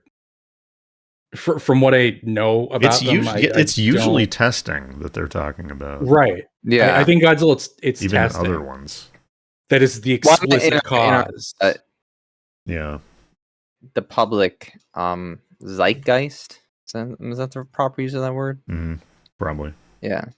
I'll accept it. In modern days, I mean. So I'm wondering, like, how that came about. Ignorance, maybe. Well, so what do you what? think about the main guy being a American? does that tie into your occupation theory? Me? Yeah. Like the main guy in the post Hiroshima film is an American hunk I who's don't like know. dressing up in a It's like- kimono and like courting a Japanese Oh yeah, I lady. forgot about that. I think that was probably just the guy had a 3-picture deal or something, like, Had to be a Sure. contract thing. Right. because this was the same year as Monster Zero. I don't know. I don't know enough about the culture at the time. Do you want to say that your title that you said that I thought was Oh well, funny? the movie's called Frankenstein Conquers the World. He doesn't conquer anything. The only conquering that happens, I don't remember even what I said. It was like America conquers Japan in the wake of the Hiroshima incident. Yeah, or something. it's like I kept thinking about that and just, it's good. It's a good title. This was probably a co-production with an American studio, if it's anything like Monster Zero. There was a lot of non-Japanese names in the credits, I think. Yeah, I have this memory of hearing that like Germany was involved in this because oh my god, because they like movies with Frankenstein in them like do insane in Germany. So like they German studios sort of like wanted to fund this and like wanted Frankenstein to be in this. I could be wrong, but this is I think that like there's a lot of movies I feel like they come out like monster movies come out in Germany in this time period, and like even if there's no Frankenstein, they'll just say like Frankenstein. Like they'll just put Frankenstein in the title just because like it does better. I feel like I've heard this. right. I think I've also heard this, but I can't think of an example. Yeah. Because this is actually Frankenstein. There's no bones about it. But there is heart. It's a heartfelt movie. It's a heartfelt movie. Well, this leads into the other thing I wanted to talk about was like their interpretation of the Frankenstein mythos was It's weird. iffy. Yeah. It's barely Frankenstein. Can Right, we address 'cause that? Is the immortal heart idea even? No, No. Yeah. not really. So like Frankenstein is a guy made of body parts that's reanimated Well, by no? no. Well, I'm not getting into that. So Okay. I'll just so in the book to get into it. in the book it's not really It's not clear. They never really say body parts, and it's kind of implied Okay. that it's basically like clay or something, you know, like some artificial, completely artificial being. Like the body parts thing is like an invention of Universal, and that's what everyone latched onto. But But he was highly intelligent, which this Frankenstein is not. Yeah, basically a caveman. Yeah, this Frankenstein. He's a gets, little intelligent. He's able to problematic at times. Does he even talk? I don't remember him No, talking. he just kind of grunts. The creature talks and is eloquent. There's and like some Tropic Thunder philosophical shit going on in this. This is just like, how's this Frankenstein? I don't know. Yeah, it's a weird. And like, is the implication that the heart like grew arms and legs and a head? And like, I think so. Like, well, because he gets out of his shackles at one point and his hand comes off. That's how they get the crawling hand, and then he just sort of like in the next scene he just sort of has a new hand like a lizard. Right. Well, they say that though, right? That like the way for some reason the way if the body can regrow a hand, why can't the heart regrow a body? But at one point, the other doctor or the other scientist is like, the only way to know for sure if it's Frankenstein is if you cut off his leg and he grows a new leg. That's Frankenstein.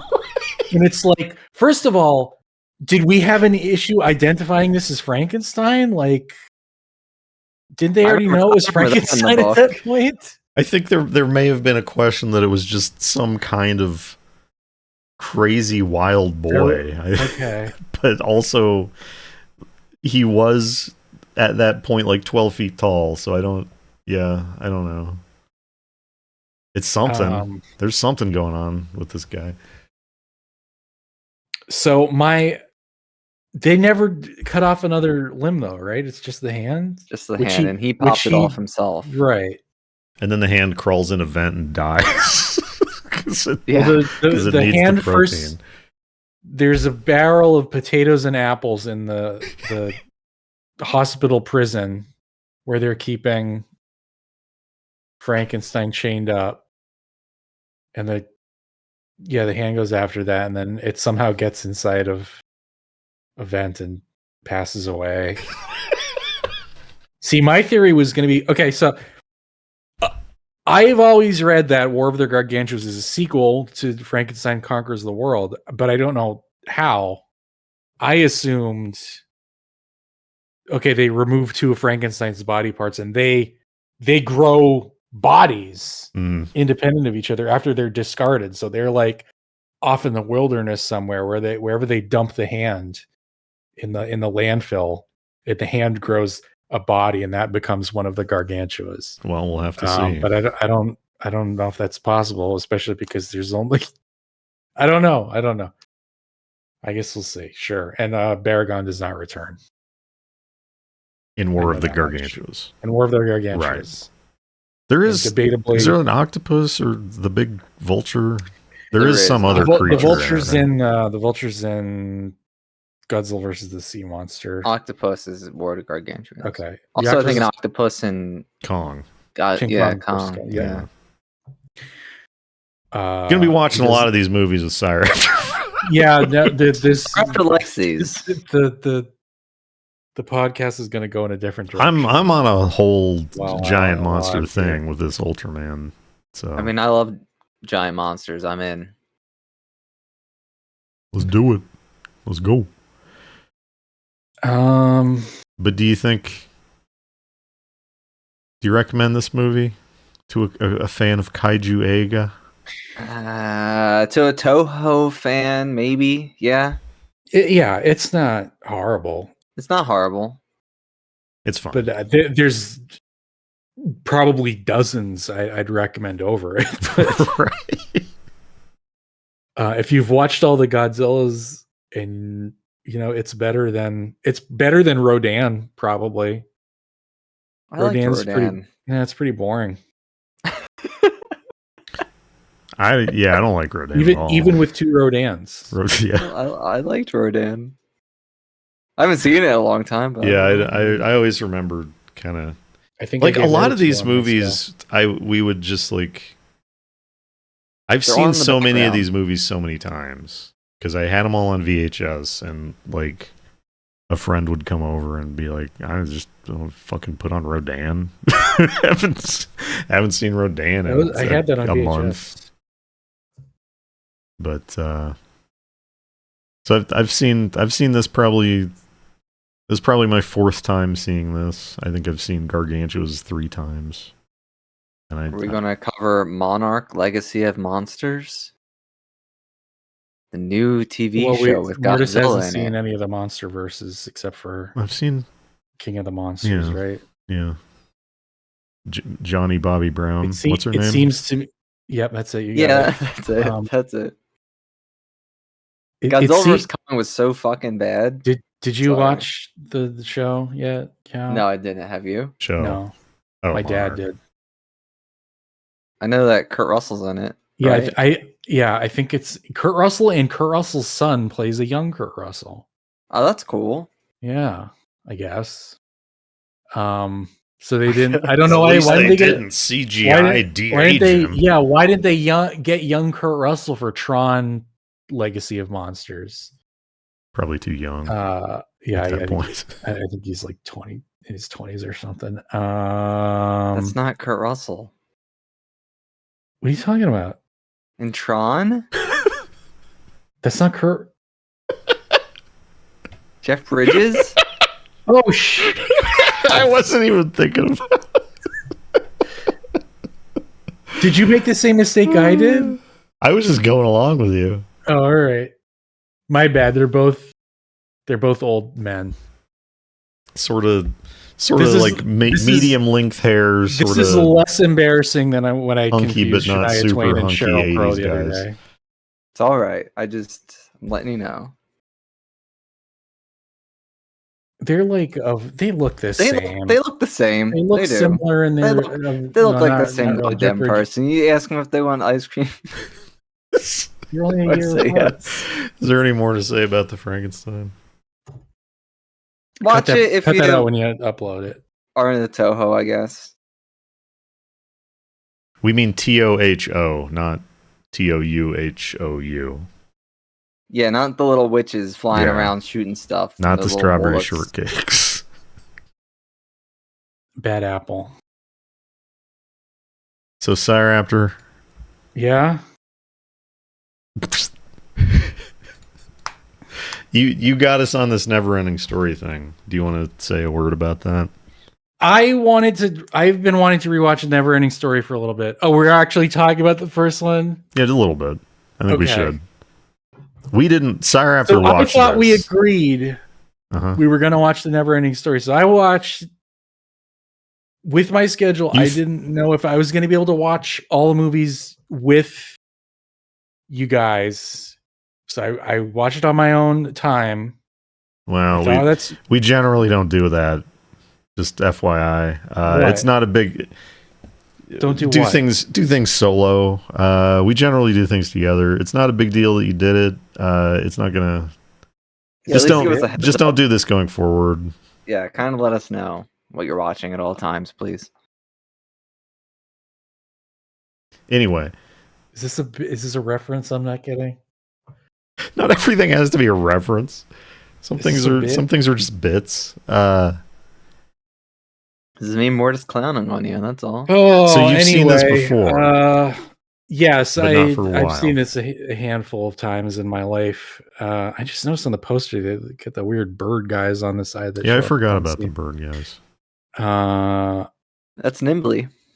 I saw this when I was pretty young. I don't remember when the first time I saw it. I remember watching it once in first grade. I vividly remember the day they wheeled in. Remember they had the TV on the cart in school? Yeah. And the sound always was like really bad.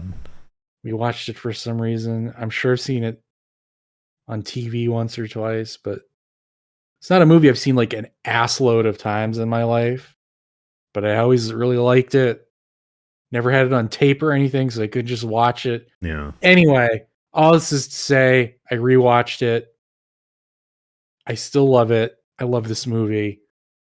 And I was like, I should watch the second one. So somehow we all as a group ended up watching the Neverending Story 2 instead for the podcast. Well, so we will not be talking about the Neverending Story 1, a fantastic film.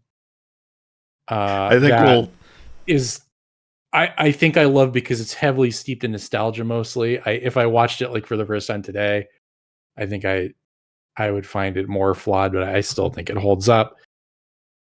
And the second movie is a different animal. So Count hasn't seen the first one, which I was surprised by. Oh, I thought I've seen it. Oh, You have? That's Gunstar. You said you'd only seen 15 minutes of it. no, That's Gunstar said he watched. Yeah, he watched 50 minutes of the first one and then 30 times. I'm so or fucking something. confused. Oh no, was that Gold member? No, it's 3. You're right. I think that was you're right. Gunstar saying that he watched. I got the third confused. one. So you have seen this? Oh, I've seen it. Yeah. Okay, I was gonna say like. It's a great movie. Yeah. Okay. Your names are the same fucking color on Twitch. I also started reading the book, of which both movies are based on, I believe. Although now that I'm thinking about it, I think I've seen the second one more, which is unfortunate. It's a Neverending Story 1. Fantastic movie. I'm pretty sure it is. It's very good. If you haven't seen it, see it. But what we watched for the podcast is Neverending Story 2, the next chapter. So, by the way, have a full page of notes for Neverending Story 1 because I thought we were going to be talking about it. You can talk about it. I'm sure that we're going to talk about it in reference to note number 1. How 2 is in the kitchen scene. There was a Ziploc sandwich bag with Superman on it. Okay. That's not going to come up. Oh. Well, otherwise. okay. So I have to mention that now. And I have egg puree. He drinks the egg puree. And orange juice. So the first thing I saw this like on VHS. I saw this when it came out on VHS, and I haven't seen it since. I think I saw like half of this on TV in like the mid 2000s. I was building the Lego UCS Snowspeeder set, I remember. And Neverending Story 2 and 3 were on TV on Christmas vacation.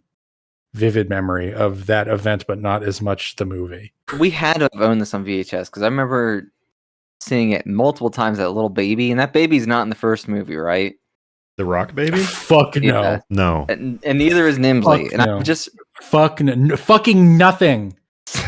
Seeing the two of them on screen like sent back so many memories in my head of like I've seen these guys before many times in my life. And they suck. So the first thing about this movie compared to the first one is none of the actors or voice actors are the same. Right. Maybe is the old book guy the same guy? Yes. Okay. That is the same guy. What's his name? Carl Conrad Coriander. Yeah. He's not Asian at all, folks. What? I remember it was Coriander because you start reading his name and it says Korean and then it has more letters. Oh, okay. So in the book, it's Carl Conrad Coriander with all K's. In the book. And in the first movie, they changed it to C's. Okay. For reasons because of what I just said. You start reading it and it just says Korean and then there's more letters. For a different also for KKK, reason. Right. Yes. That's a good point. Then in the second movie on the window of the bookstore, it's K's again. Having watched, and I think in the subtitles it was also K. I didn't realize. Yeah, they didn't. It was KK, but they didn't put his middle name. But I didn't realize fucking Baemon's name was BBB. Yes, from 1. Yes, Bastion. Is that just Bucks? Is that just every character? No, it's just those two because I believe it is because they're the two people who have read the Neverending Story in the real world. The childlike empress. I believe it's just meant to be a commonality between the two because those are the only characters that we know have read the book in the real world. So, and even Coriander's only implied that he's read it. Yeah, he seems to have something going on. Which I have a theory about this that I'll discuss later on. How's the book, by the way? Like, is this movie in the book, or is the book just the first movie? I haven't gotten. I'm like 2/3 of the way through what would be the first movie, or like maybe halfway through. I just got to the Southern Oracle. From what I understand, the first movie is an adaptation of the first half of the book. And then the second half of the book is Bastian goes to Fantasia, or Fantastica, as it's called in the book. I think Fantasia is a better name.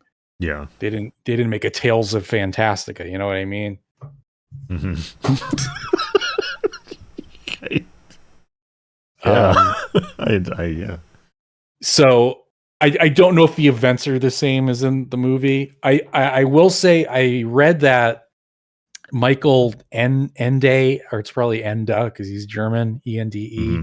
the guy the author of the book, hated the original movie, which is interesting because it's a pretty faithful adaptation. There's a couple sections they left out because I suspect the special effects would have been too hard to do back then. Like there's a spider made of like flying insects, like in the shape of a spider.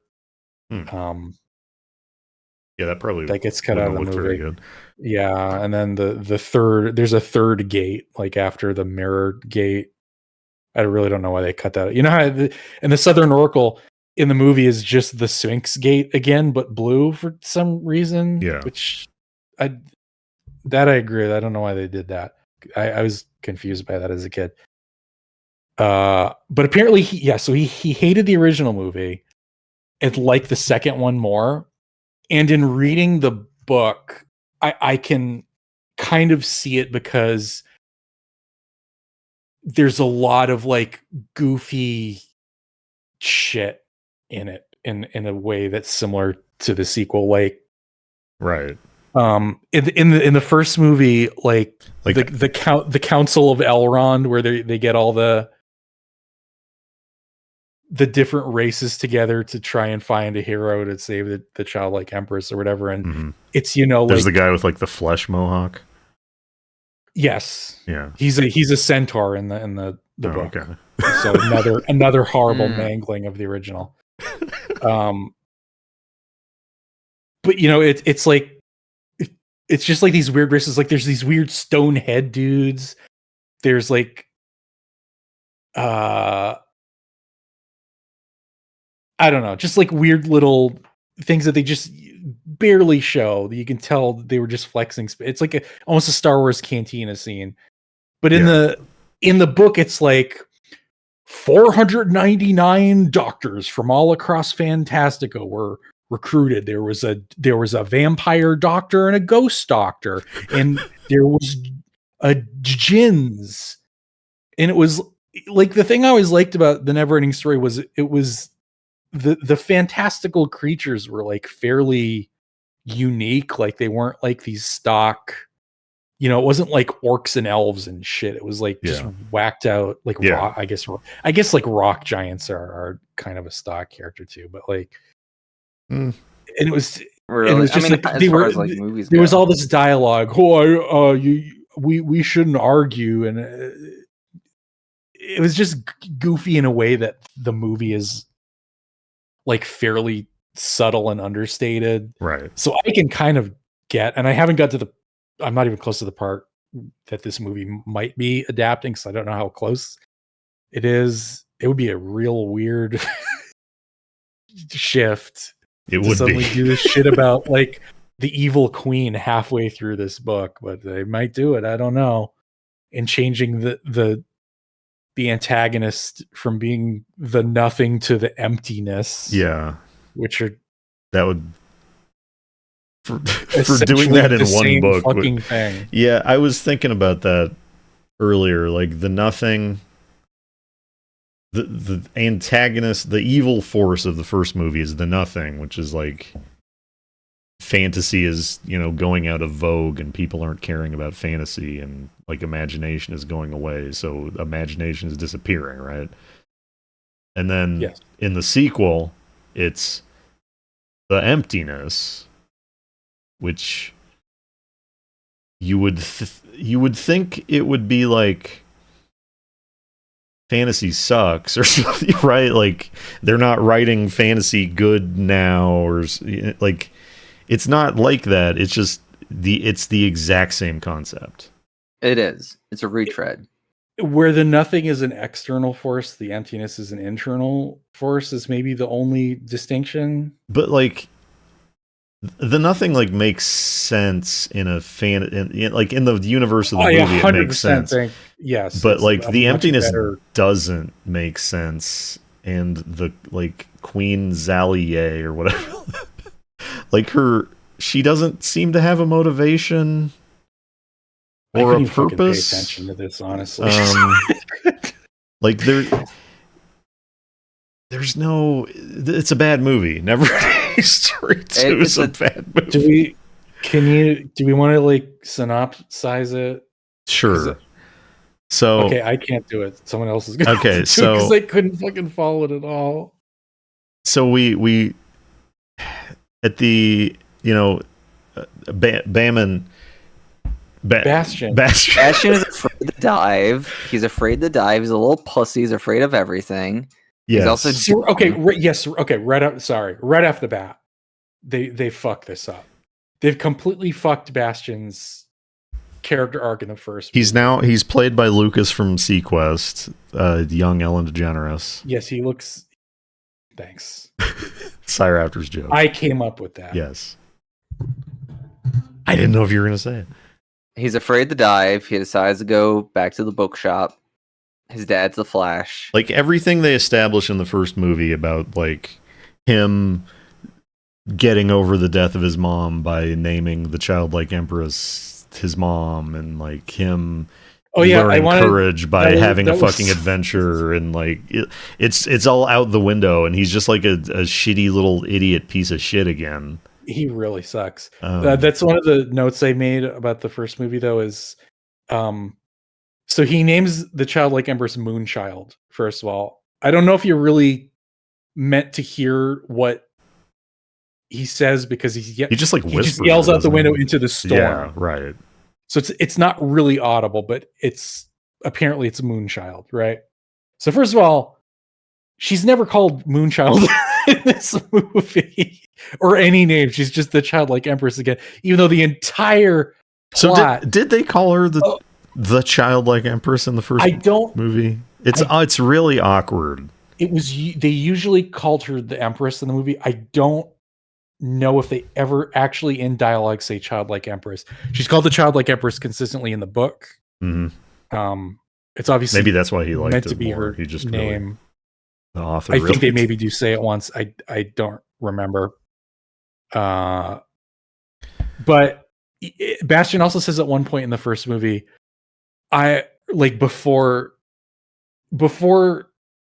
after the fact that she needs a new name has been established, but before he realizes that he's able to name her, he's like, I wish I could name you. My mother had the most beautiful name. Yeah. Does that mean his mother's name was Moonchild? I didn't know about this Moonchild thing, because they don't really say it in the movie. Yeah. But maybe I think you're maybe just not supposed to know. Yeah, it's like lost in translation. Yes. Exactly. What does Bill Murray say to Scarlett Johansson? Moonchild. Yeah. But okay, back to the synopsis. Rosebud. Just for a moment. Bastion, he's wearing this decaying sort of woolen chainmail, which we find out his mother made. His clothes have rotted off. Yeah, I thought it was a vest, but no, it was a whole fucking sweater. The arms just fucking rotted off. His dad is this like cross between Bruce Campbell and Dave Coulier, which is cool because in the first movie he was balding and had a mustache. He was Major Dad in the first movie. Yeah. So like they neither recasted him to act or look the same. Like he's like a different character. Yeah, he was like a stuffy old. He was like, you need to keep your feet on the ground is what he kept saying. That was like his catchphrase to Bastion. Yeah. Was you got to stop getting all up in the fantasy shit. You got to get to the real world. And in the book, he's just despondent after the death of his wife. Mhm. So he just doesn't even talk to his son anymore. What? So it's this guy's a real departure. I don't know what the fuck happened. Yeah, in 2, the dad just wants to like date again. Yeah, he's just like a cool dad. He microwaves Bastion an entire medium supreme pizza that Bastion just leaves on the table without touching. So my next image is Nimbly. We'll get to that. Bastion goes back to... He's scared because he can't dive. He can't dive. He's on the swim team, which I think was... He's not on the swim team. Right, he was tried out for the swim team, which I think got mentioned in the first movie that he like was going up for the swim team or something. I don't remember. Which was an unusual... Yeah, I mean, I had just watched the first one. That's the only reason I remembered. It's like the what's that flashing of the Neverending Story. Right. The least memorable line from the movie. But he can't dive, so he goes back to the bookstore, Coriander's bookstore, steals the Neverending Story again to go back to Fantasia. What? Yeah, and the guy's like, "Don't take that book," and then he steals it and he smiles. Yeah, Like, that's the first. That's okay. Oh, that was the other thing. In the first movie, he's like using reverse psychology to get Bastion to take the book. He's like, "Don't take that. You're not ready for that. You're." Yeah. He wants him to take the book. In the second movie, he genuinely does not. Like, why is he still antagonistic towards him? It doesn't make sense. Now they've had this shared experience of reading the book. Like, right. It's just like, why? I don't know how he got the book back. Nothing in this really makes sense. So he goes back to Fantasia, and do they introduce the queen and her like evil castle first? I guess it doesn't matter. Fairly early, right? They do because there's dramatic irony with Nimbly. So there's this horrible character in this film, Nimbly, like the ugliest bird creature you've ever seen. I hate him so much. He's a minion of the evil queen who has no motivation. She wants to take Bastion's memories so that Bastion doesn't remember he's trying to save Fantasia, and then she can win. Like, that's it, right? Like, she's not going to use the memories. I was never clear on like what motivation was. Like, did she want to conquer Fantasia? Like, she's going to destroy it. She's going to destroy it? Well, I mean, if the emptiness does its thing, which is like what she wants, then like why would she want to? Not make sense? No, it didn't. Like, okay. why would she want to conquer? I don't know. Anyway, so Nimbly, he's this ugly, horrible bird. He's like what I think people perceive Jar Jar as. You know what I mean? That makes a lot of sense. Yeah. Like, he's what people always actually is what Jar Jar think Jar Jar is. Right. So like Jar Jar's actually a great character. Like Nimbly's entire role. See episode 10, 9. Yes. All 5 hours of it. So for some reason, did Bastion have the medallion in the first movie? He did, didn't he? Like, or did he not? I don't remember. I thought the Emperor has it. The Neverending Story has a little like sort of Ouroboros entwined snake like logo called the Orin. Yeah, and like Bastion has it in 2 for some reason, but like, and they also fuck up what the Orin is, which is what is it? The Orin is just essentially an emblem saying, I am working on the behalf of the childlike empress. It did not have the wishing It's like a royal seal power. Right. Well, yeah. I think it maybe imbued you with some sort of like, you know, nebulous confidence or, you know, something, but it didn't have like that explicit power to wish things into being. So the premise that the second movie has. The premise of Madame Zalignier's plot is that every time Bastion uses the Orin to make a wish, he loses one memory. And Nimbly's job is to trick Bastion into wishing. So Nimbly flies to Bastion and immediately is like, hey, look at this water. You could change the water if you want. Why don't you wish? You could wish. Why don't you make a wish? Like, just non-stop for the whole fucking movie. So the first place we see in Fantasia is the Silver City, I think. Something. It's called. And it's like, it seems like it's supposed to be a bunch of like silver ships, like it's like glass or like boats encircling some sort of structure. And it's like it's an like a decent model. It's an interesting model. I don't know. Yeah, it's a decent idea that's executed pretty poorly, which is a lot of this movie. The visuals get pretty close at times, and then are like pale imitations most of the other time. Like the artistic direction is almost there. The execution of the actual props and sets is where it feels really cheap. I would also say in comparison to the first one, because I feel like on its own it's not horrendous, the sets wise. Right. No, like I mean, I think that's what CyRaptor meant. Right. It feels like it feels like a TV movie to me. I don't think it was. I think it was a theatrical release. It was.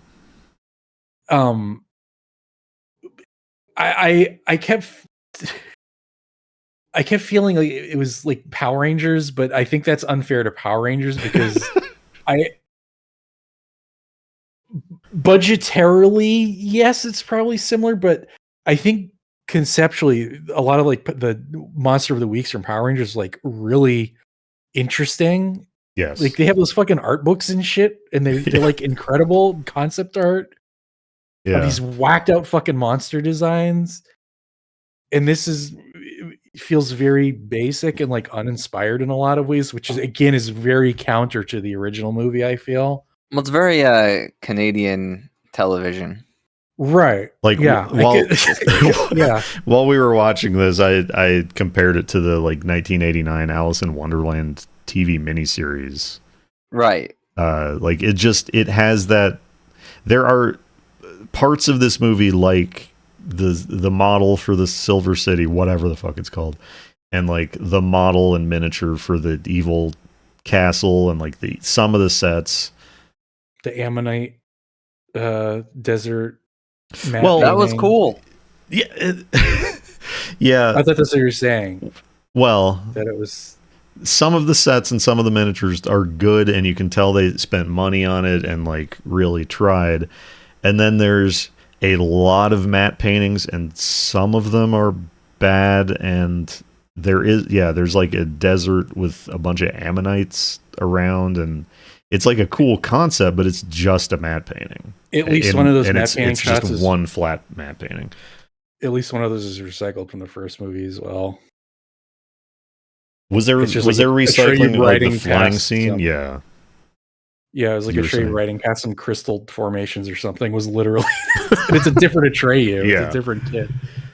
Oh, the thing I forgot to mention was besides the bookseller guy, the only returning actor in this is the kitchen set. They somehow, this is 6 years after the original. It's the same kitchen. Managed to get the same kitchen, which like I think is an actual kitchen. Oh god, we should fucking. So yeah, the movie. The movie opens with Bastion like reading some fantasy book in the kitchen and like making a huge fucking mess. And that was dumb. The opening credits of the movie, it's just a pure Starfield and like text. Like it's the shittiest. It's the shittiest opening, and then it goes straight into Bastion. I want to talk about the opening real quick. Okay. The opening credits of the original movie. First of all, the incredible Lamal Giorgio Moroder composed song that we all know and love. Incredible. Yeah. And then, they used to have to do opening credits back then. I think they've like weaseled their way out of really having to do open credits in modern movies, or they have like whole effects houses that just do that now to keep them visually interesting. In the original, it's like, I think it's meant to be representations of the nothing. It's like these swirling clouds. They probably, again, it's like bath bombs dropped in a fish tank or something. Yeah. Filmed it at like 20,000 frames a second or something to make it look slow.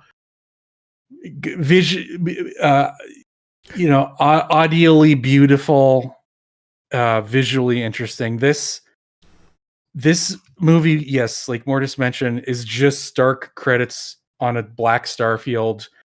And the music, they play at the very beginning of the movie. They play a little bit of the original theme song, like just and then it transitions to a different song, and the incredible score from the first movie.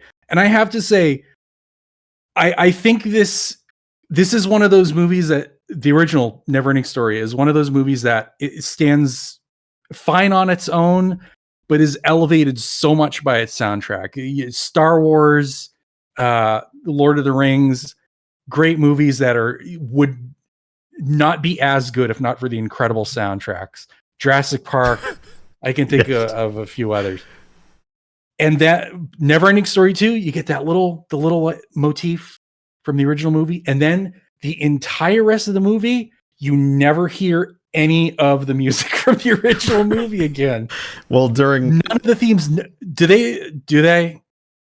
No, I don't think so. I honestly don't remember any score at all from this film. Like it must have been there, but like, yeah. So you've got like the Ivory Tower leitmotif is incredible. The Falcor flying theme that recurs throughout the movie. You've got the little there's like a recurring theme. I can't remember how it goes. Falcor looked terrible, by the way. Are we ready to talk about that? We'll get to that. Okay. What I wanted to say was during the credits you see it says like new. I mean, it doesn't say new. It's original song by Limahl.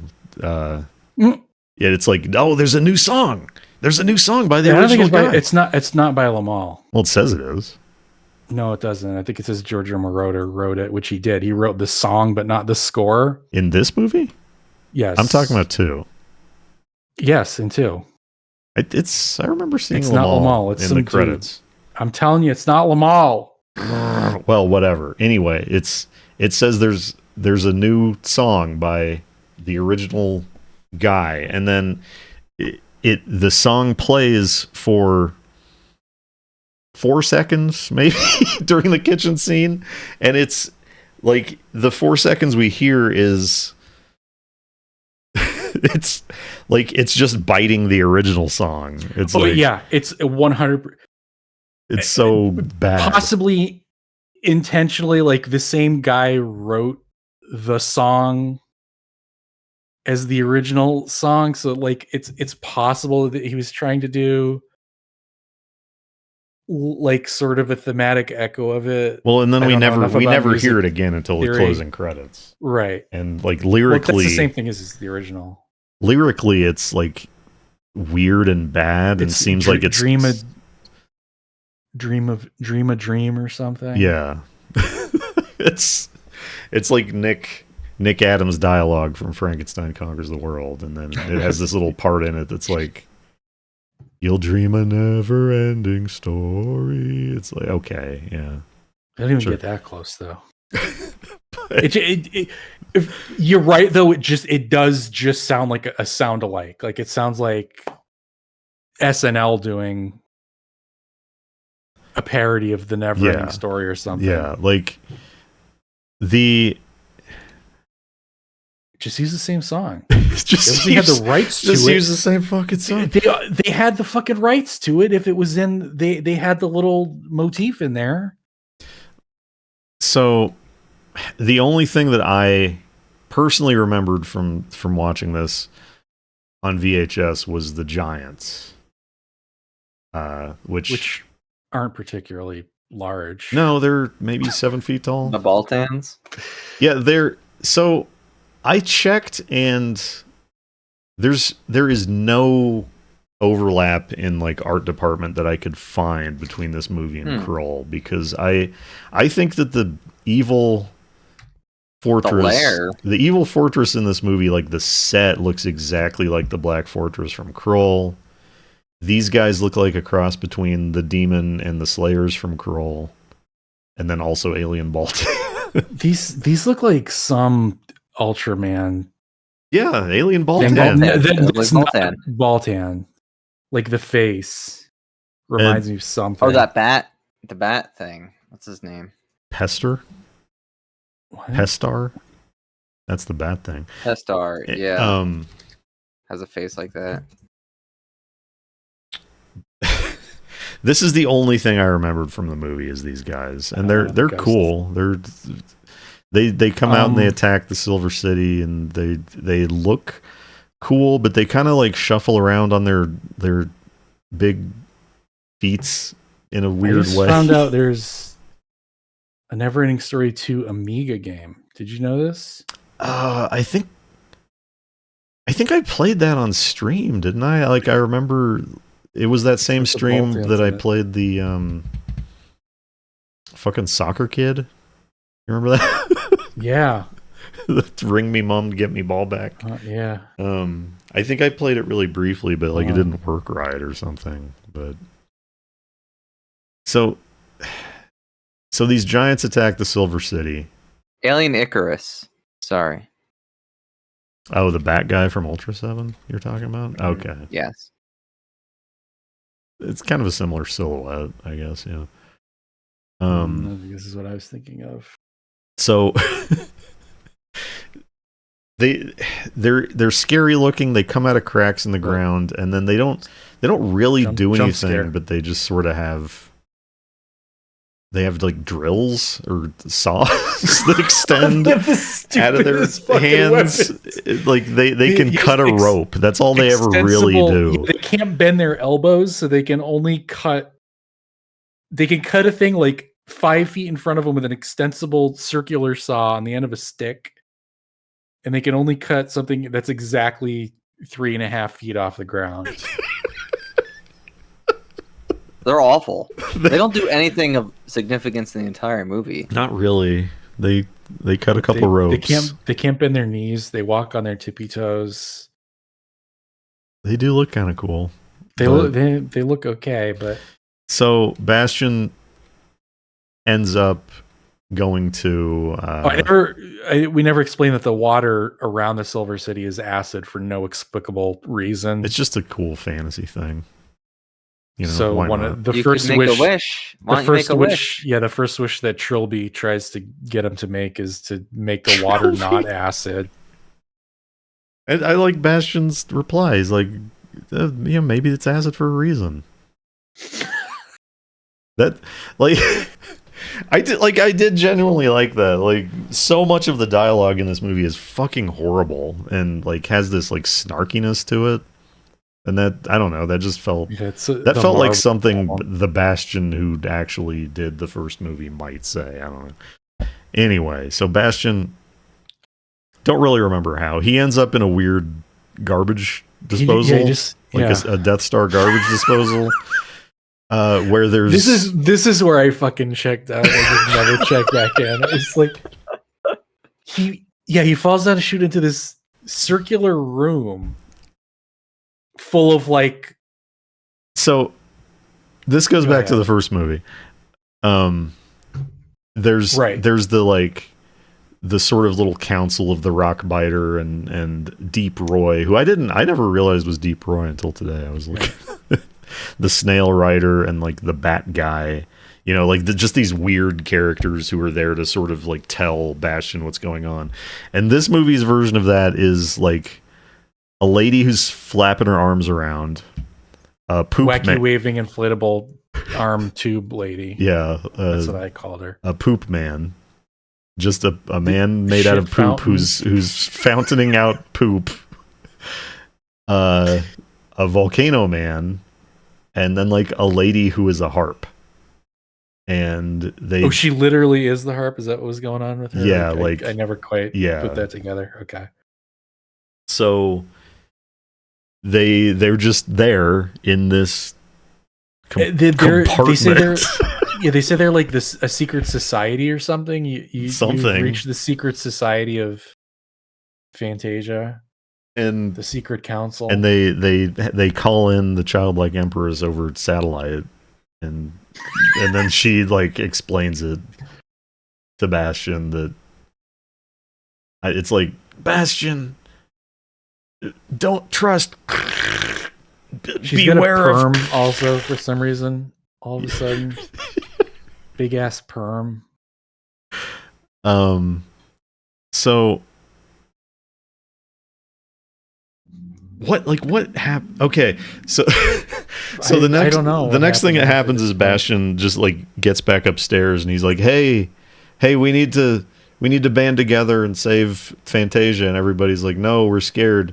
And then Atreyu just rides in on a horse. Yeah, it just shows up. He just shows up. He's like, hey, my horse was dead, but it's back. A lot of people are going to say, why does he have Artax? Artax famously died in the first movie. Yeah. By the way, the horse in real life was fine. The kid who played Atreyu, not fine. He got injured. The horse didn't die in real life. That's an urban legend. Anyway, I hadn't heard the legend. Yeah, I hadn't heard that either. Oh, I thought that was like more well known than the movie itself at this point. Right. Anyway, I believe Artax is revived as part of Bastion's wishing after at the you end said of the first movie. I do remember there is that like last shot with Atreyu riding Artax again. It's like, oh, hey. So Artax, they got that one right. Everything else they got wrong. Artax being alive, they got it right. Okay. And then Falcor was there too. And as Count was saying, and I always thought in the first movie, Falcor looked like a Cocker Spaniel, but also a dragon. Right. In this movie, Falcor kind of looks like a shitty old man. Like he's got a big, gross old man mustache. He looks less friendly and less like appealing. I don't know. I disagree. I think they look almost identical design wise, and I think in two, Falcor and the Rockbiter actually look a little better than one, because in one, probably just for technological reasons, they like looked a little like fucking wrinkly and like. I think the latex was slightly decayed, and they looked a little bit like smoother. I think the Rockbiter in particular. I mean, it's been a while since I've seen one, but I don't remember. Pretty close. I remember the Rockbiter not looking just like kind of a loose rubber suit. Like it looks really loose and rubbery. He totally did in the first one. Yeah. Like his shoulders, you can tell are like flapping and shit. He's like set, like arm flab or something, and I don't know. So like in the third movie, they completely redesigned Falcor. He looks totally different. I don't think but the designs are pretty fucking close to the original. So immediately, I'm not going to die on the hill of saying the second one looks better, but okay. I'll just take your word for it. Immediately, they ride Falcor directly to the evil castle. Like there's no journey. Right? Like they're like, okay, we're in the Silver City. All right, we got to go to this evil castle, I guess, and figure out what's going on. All right, we're there. Like, Yeah, flies right there. Like we flew straight to it, and No, wait, no, you're forgetting. Smurg. You're forgetting about the dragon. It's not. The wish. The first wish. The Bastion first makes. real wish, yes. He finally cracks. Trimbley convinces him to wish an actual dragon, not some fucking pissant pussy dragon like Luck Falcor, dragon. like a real ass green scaly dragon with like horrific snail eyes for some reason. I don't remember why. I don't remember why he wishes for that, but the dragon just flies directly. The dragon, like, I think they're not even wishing like for a cute dragon, and the dragon ended up being a little too nasty, and the dragon like flies away, and they chase the dragon. They're not even like trying to go to the evil castle. They're chasing the dragon for some reason. Like, well, maybe the dragon was leading them there. Maybe. But like the castle's cool. It's a hand. It's almost cool. I think it is cool. It's barely reads as a hand from like that angle. I feel like they could have. I think it reads enough as a hand. I think they could have done a better job. And then it shoots these cool fucking lasers off it. They don't really do too much. They do blast the dragon just into non-existence immediately. So they can't.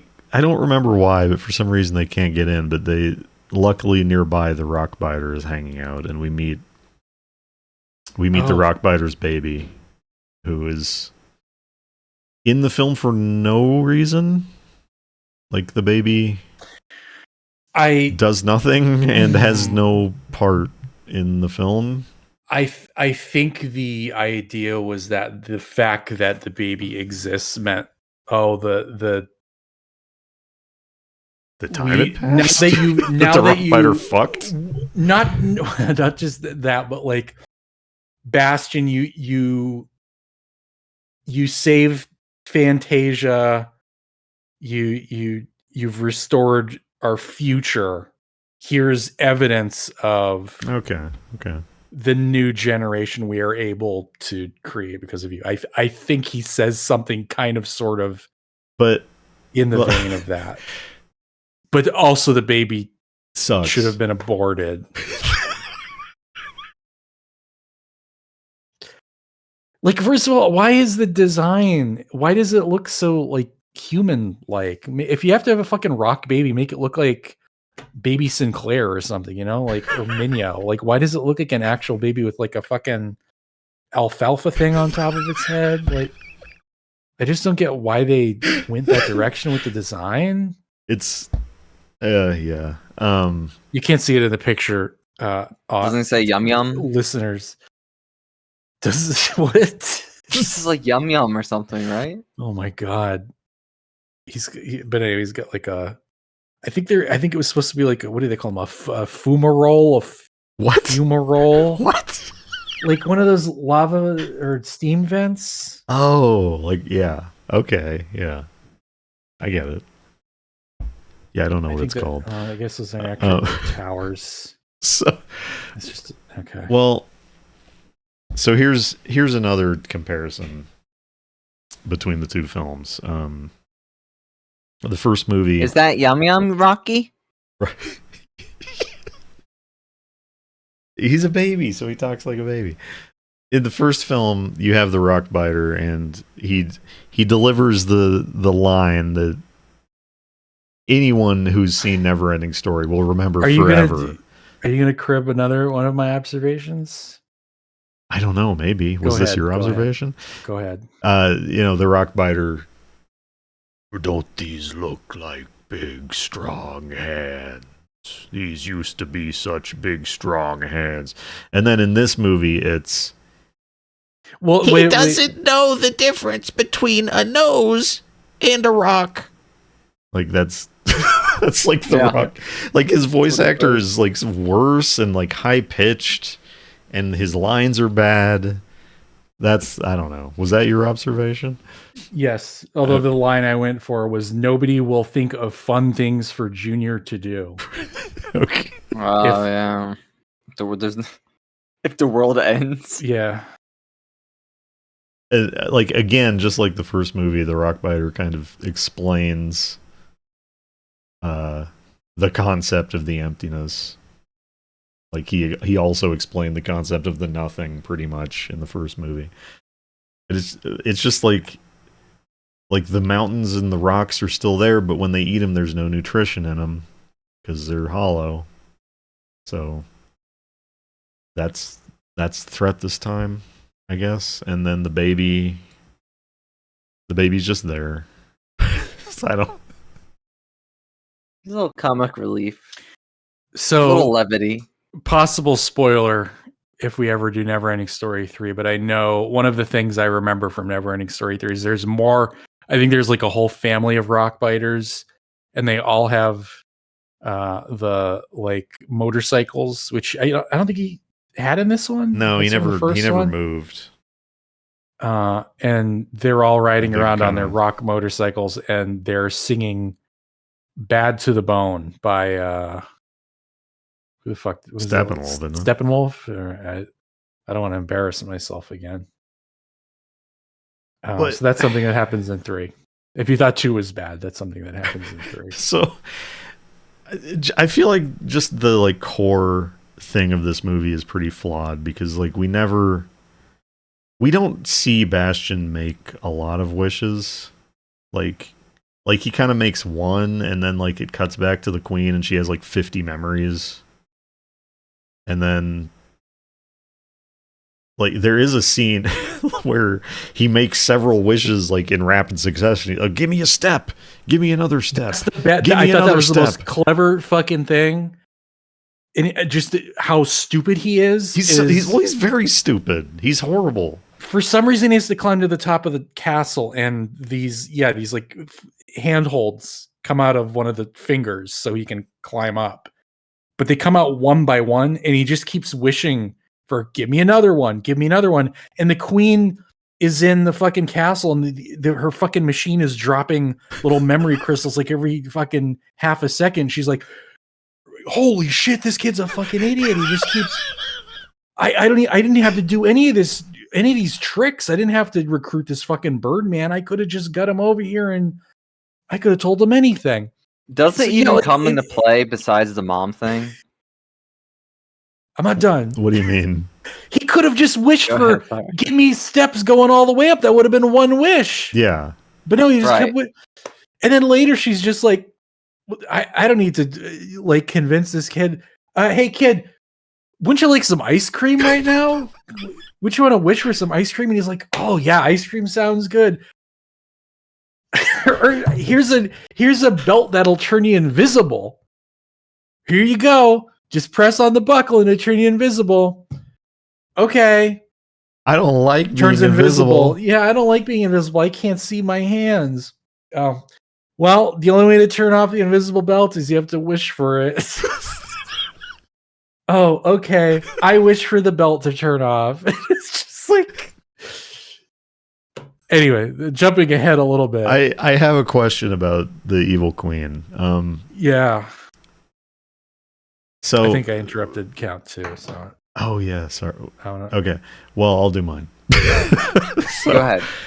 Like the first time we see the evil queen, she has no face. Like the very first shot. Yeah, I forgot about that. And then she puts a face on, and I don't know if we're.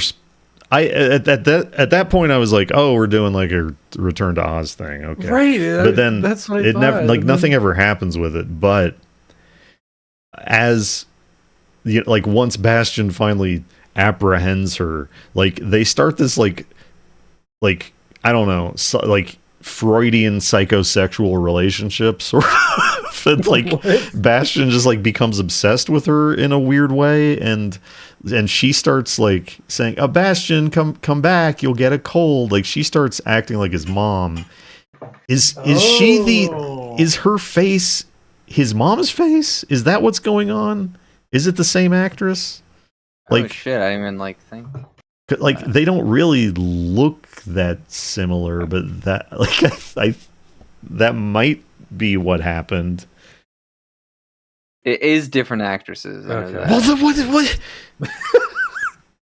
Helena Mitchell plays his mother, and then I mean, That's the I only think thing that you- would make sense. Well, I Clarissa think Burt. you're maybe onto something about. It could be Like, something on him projecting if her ultimate goal is to get him to forget his mother, she would potentially be taking on like a motherly role in his eyes. Not, Yeah, I guess. I don't. I wouldn't even give the movie that much credit. Yeah. I don't know. What were you saying? What was your thing? Well, Do first you off, it's remember? funny because he didn't even ask to turn off the invisibility belt. He just like started freaking out about it. It wasn't like, how do I turn this off? He didn't even ask her how do you turn it off. Well, he he just says wished. he can't see his hands. I can't see my hands to turn the belt off. I can't see the belt. You can still feel. Well, Can you feel your hands? Can you feel the belt? if you can see through your own eyes, if your eyes are invisible, can you see? You know, because light. So was he just screaming blind? Can't even see anything. It's I was gonna say that the memory thing doesn't even come into play until like when he forgets his mom. there's Like, really it doesn't matter at all. Yeah, there's no point where Bastion's like, "Hey, what am I doing?" Like, there's no point where Right. it does anything. It's just when they get to the last two. Oh, that's my memory of my dad and my memory of my mom, and mom then dad. What? Yeah. Those are the only memories that actually matter, plot wise or otherwise. On Right? the on the note of the dialogue being bad, like two things. One, Atreyu is written like a Klingon for some reason. Like he keeps saying like it's a good day to die and shit, but he's still like a 12-year-old kid. Like I'll also say like human, right? Or like people from where you're from, which is also a bit Klingon. I guess. Well, I mean, he knows he's okay. from a different world, literally. Well, I know that, but he's still like he's Yeah, still human, isn't he? No. he's a plains No? people. He's Yeah, he's Plains the people? Fantasian Did you call him plains human in the people or first whatever. movie? In the book, no. In I the don't- book, there he's green. He's green. Yeah. But so then the other part where the dialogue is really bad is where Bastion is just like talking to the giants for some reason. He's like, "Hey, what do you guys do for fun?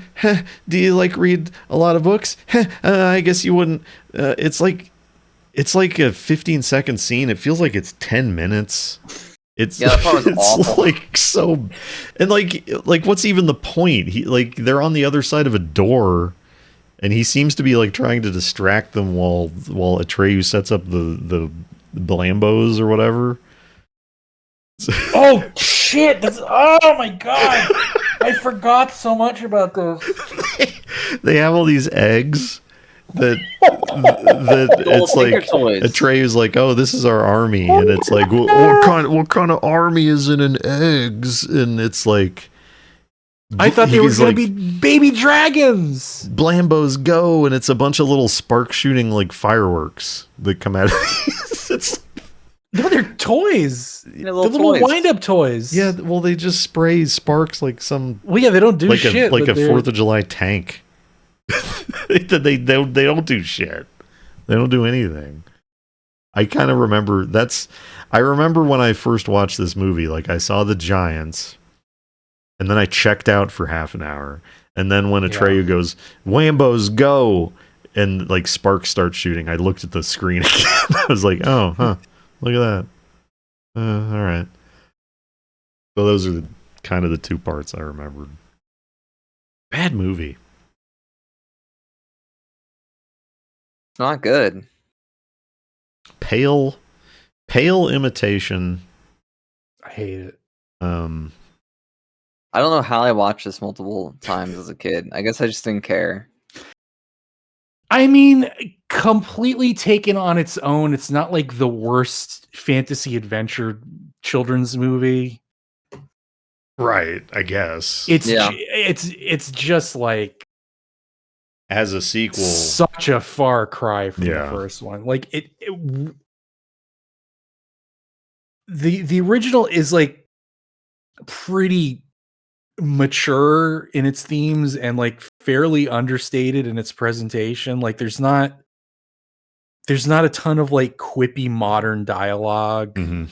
going on with even the modern stuff, but especially the stuff in Fantasia. Like it's not like adult, but it doesn't talk down to kids, and I feel like this is very kiddie. I think Bastion in the first one is a lot more likable and respectable. Right.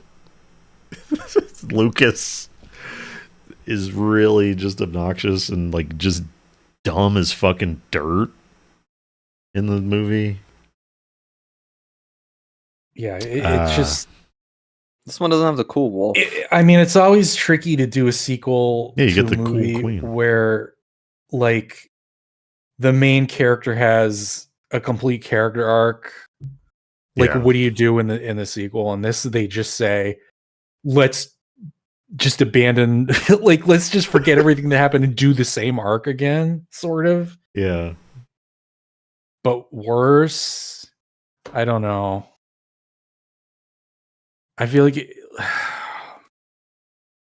would be bad anyway, but the fact that it just doesn't follow on the themes or arcs of the original movie. Yeah. It all, like, I don't know. I guess it's true of a lot of sequels. I don't know. Name one. Name one what? Tremors 2. Bad sequel? There. All right. I don't know why that. Name a sequel or name a bad sequel. Yeah, that doesn't follow the themes or arcs.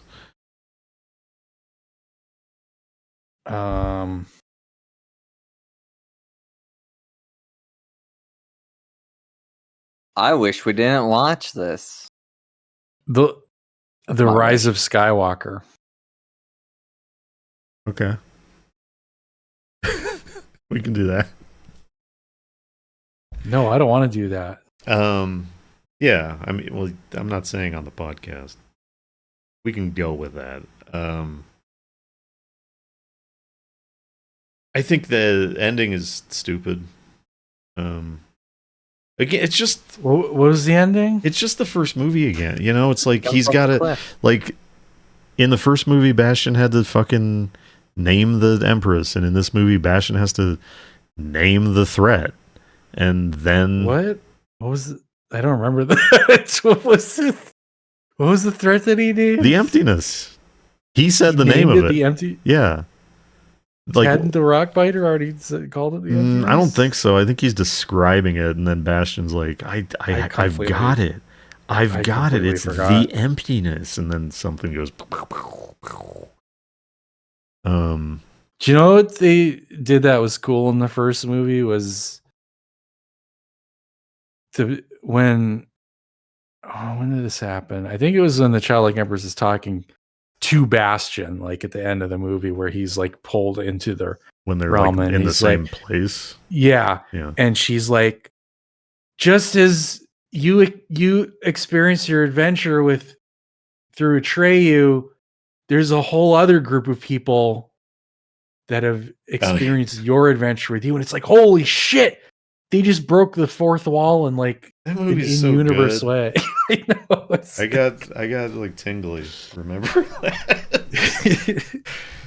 But the end of this when when he's down to his one wish and he's confronting the queen and he's like, I wish you had a heart.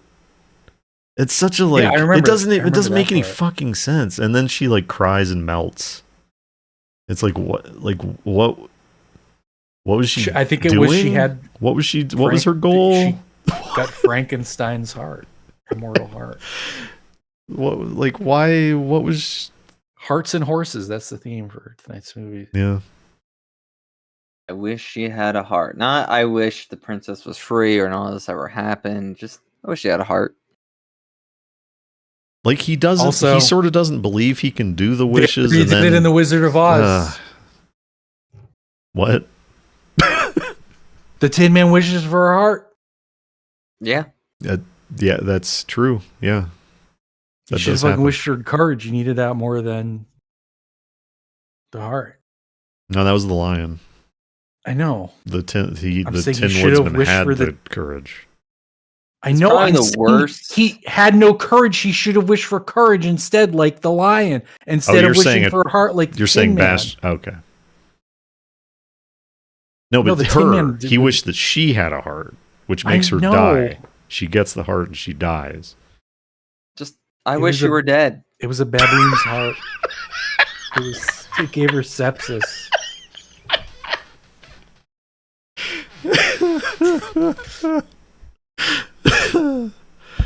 Okay, so if I may, I want to present my theory that I came up with while watching this. Okay, so in the first movie, this ought to be good. Presumably, we can assume that Carl Conrad Coriander read the Neverending Story, right? And basically went through the same thing that Bastian did. And the book itself, presumably magical because it's going to change the text to reflect whoever's reading it, right? Yeah. Okay. So we can perhaps infer that the version of What? What are you laughing at? It's your falutin language.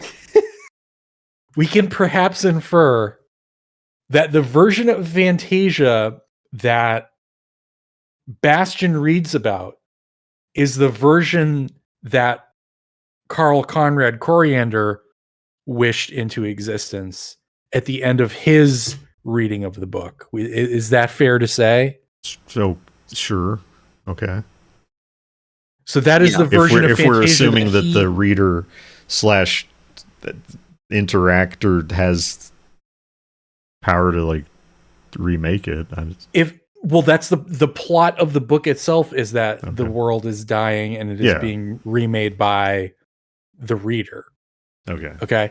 So the version that Bastian reads about is the version that Coriander dreamt into existence.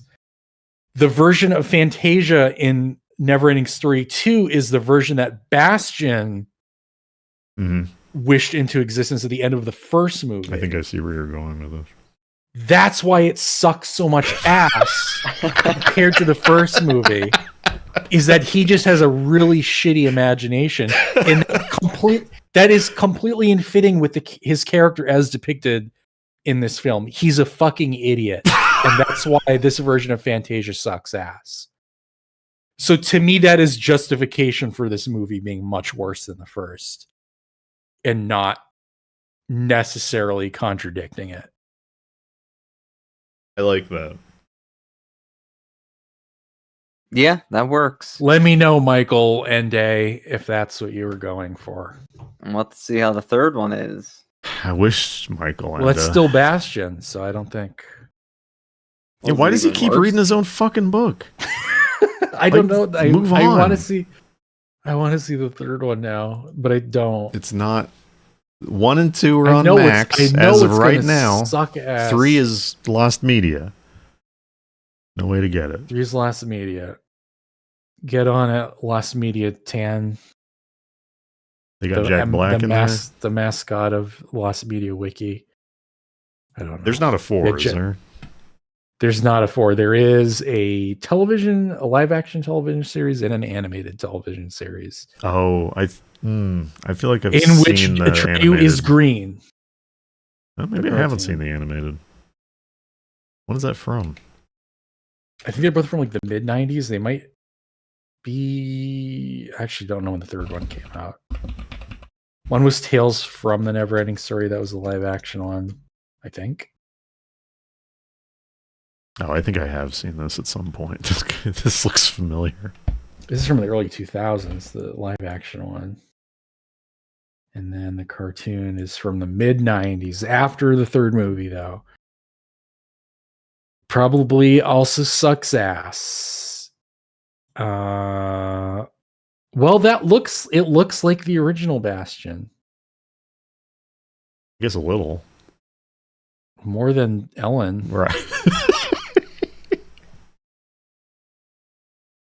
Is there anything else to say? Bad movie, bad song. Do we get it all? You're still there? Yeah. Count isn't. Count dropped out. He went to That's bed. a little weird. Good day, everybody.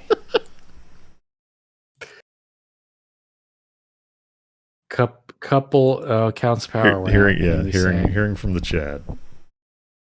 Well, I mean, we're pretty much done anyway. I think. That's a good time to wrap it up.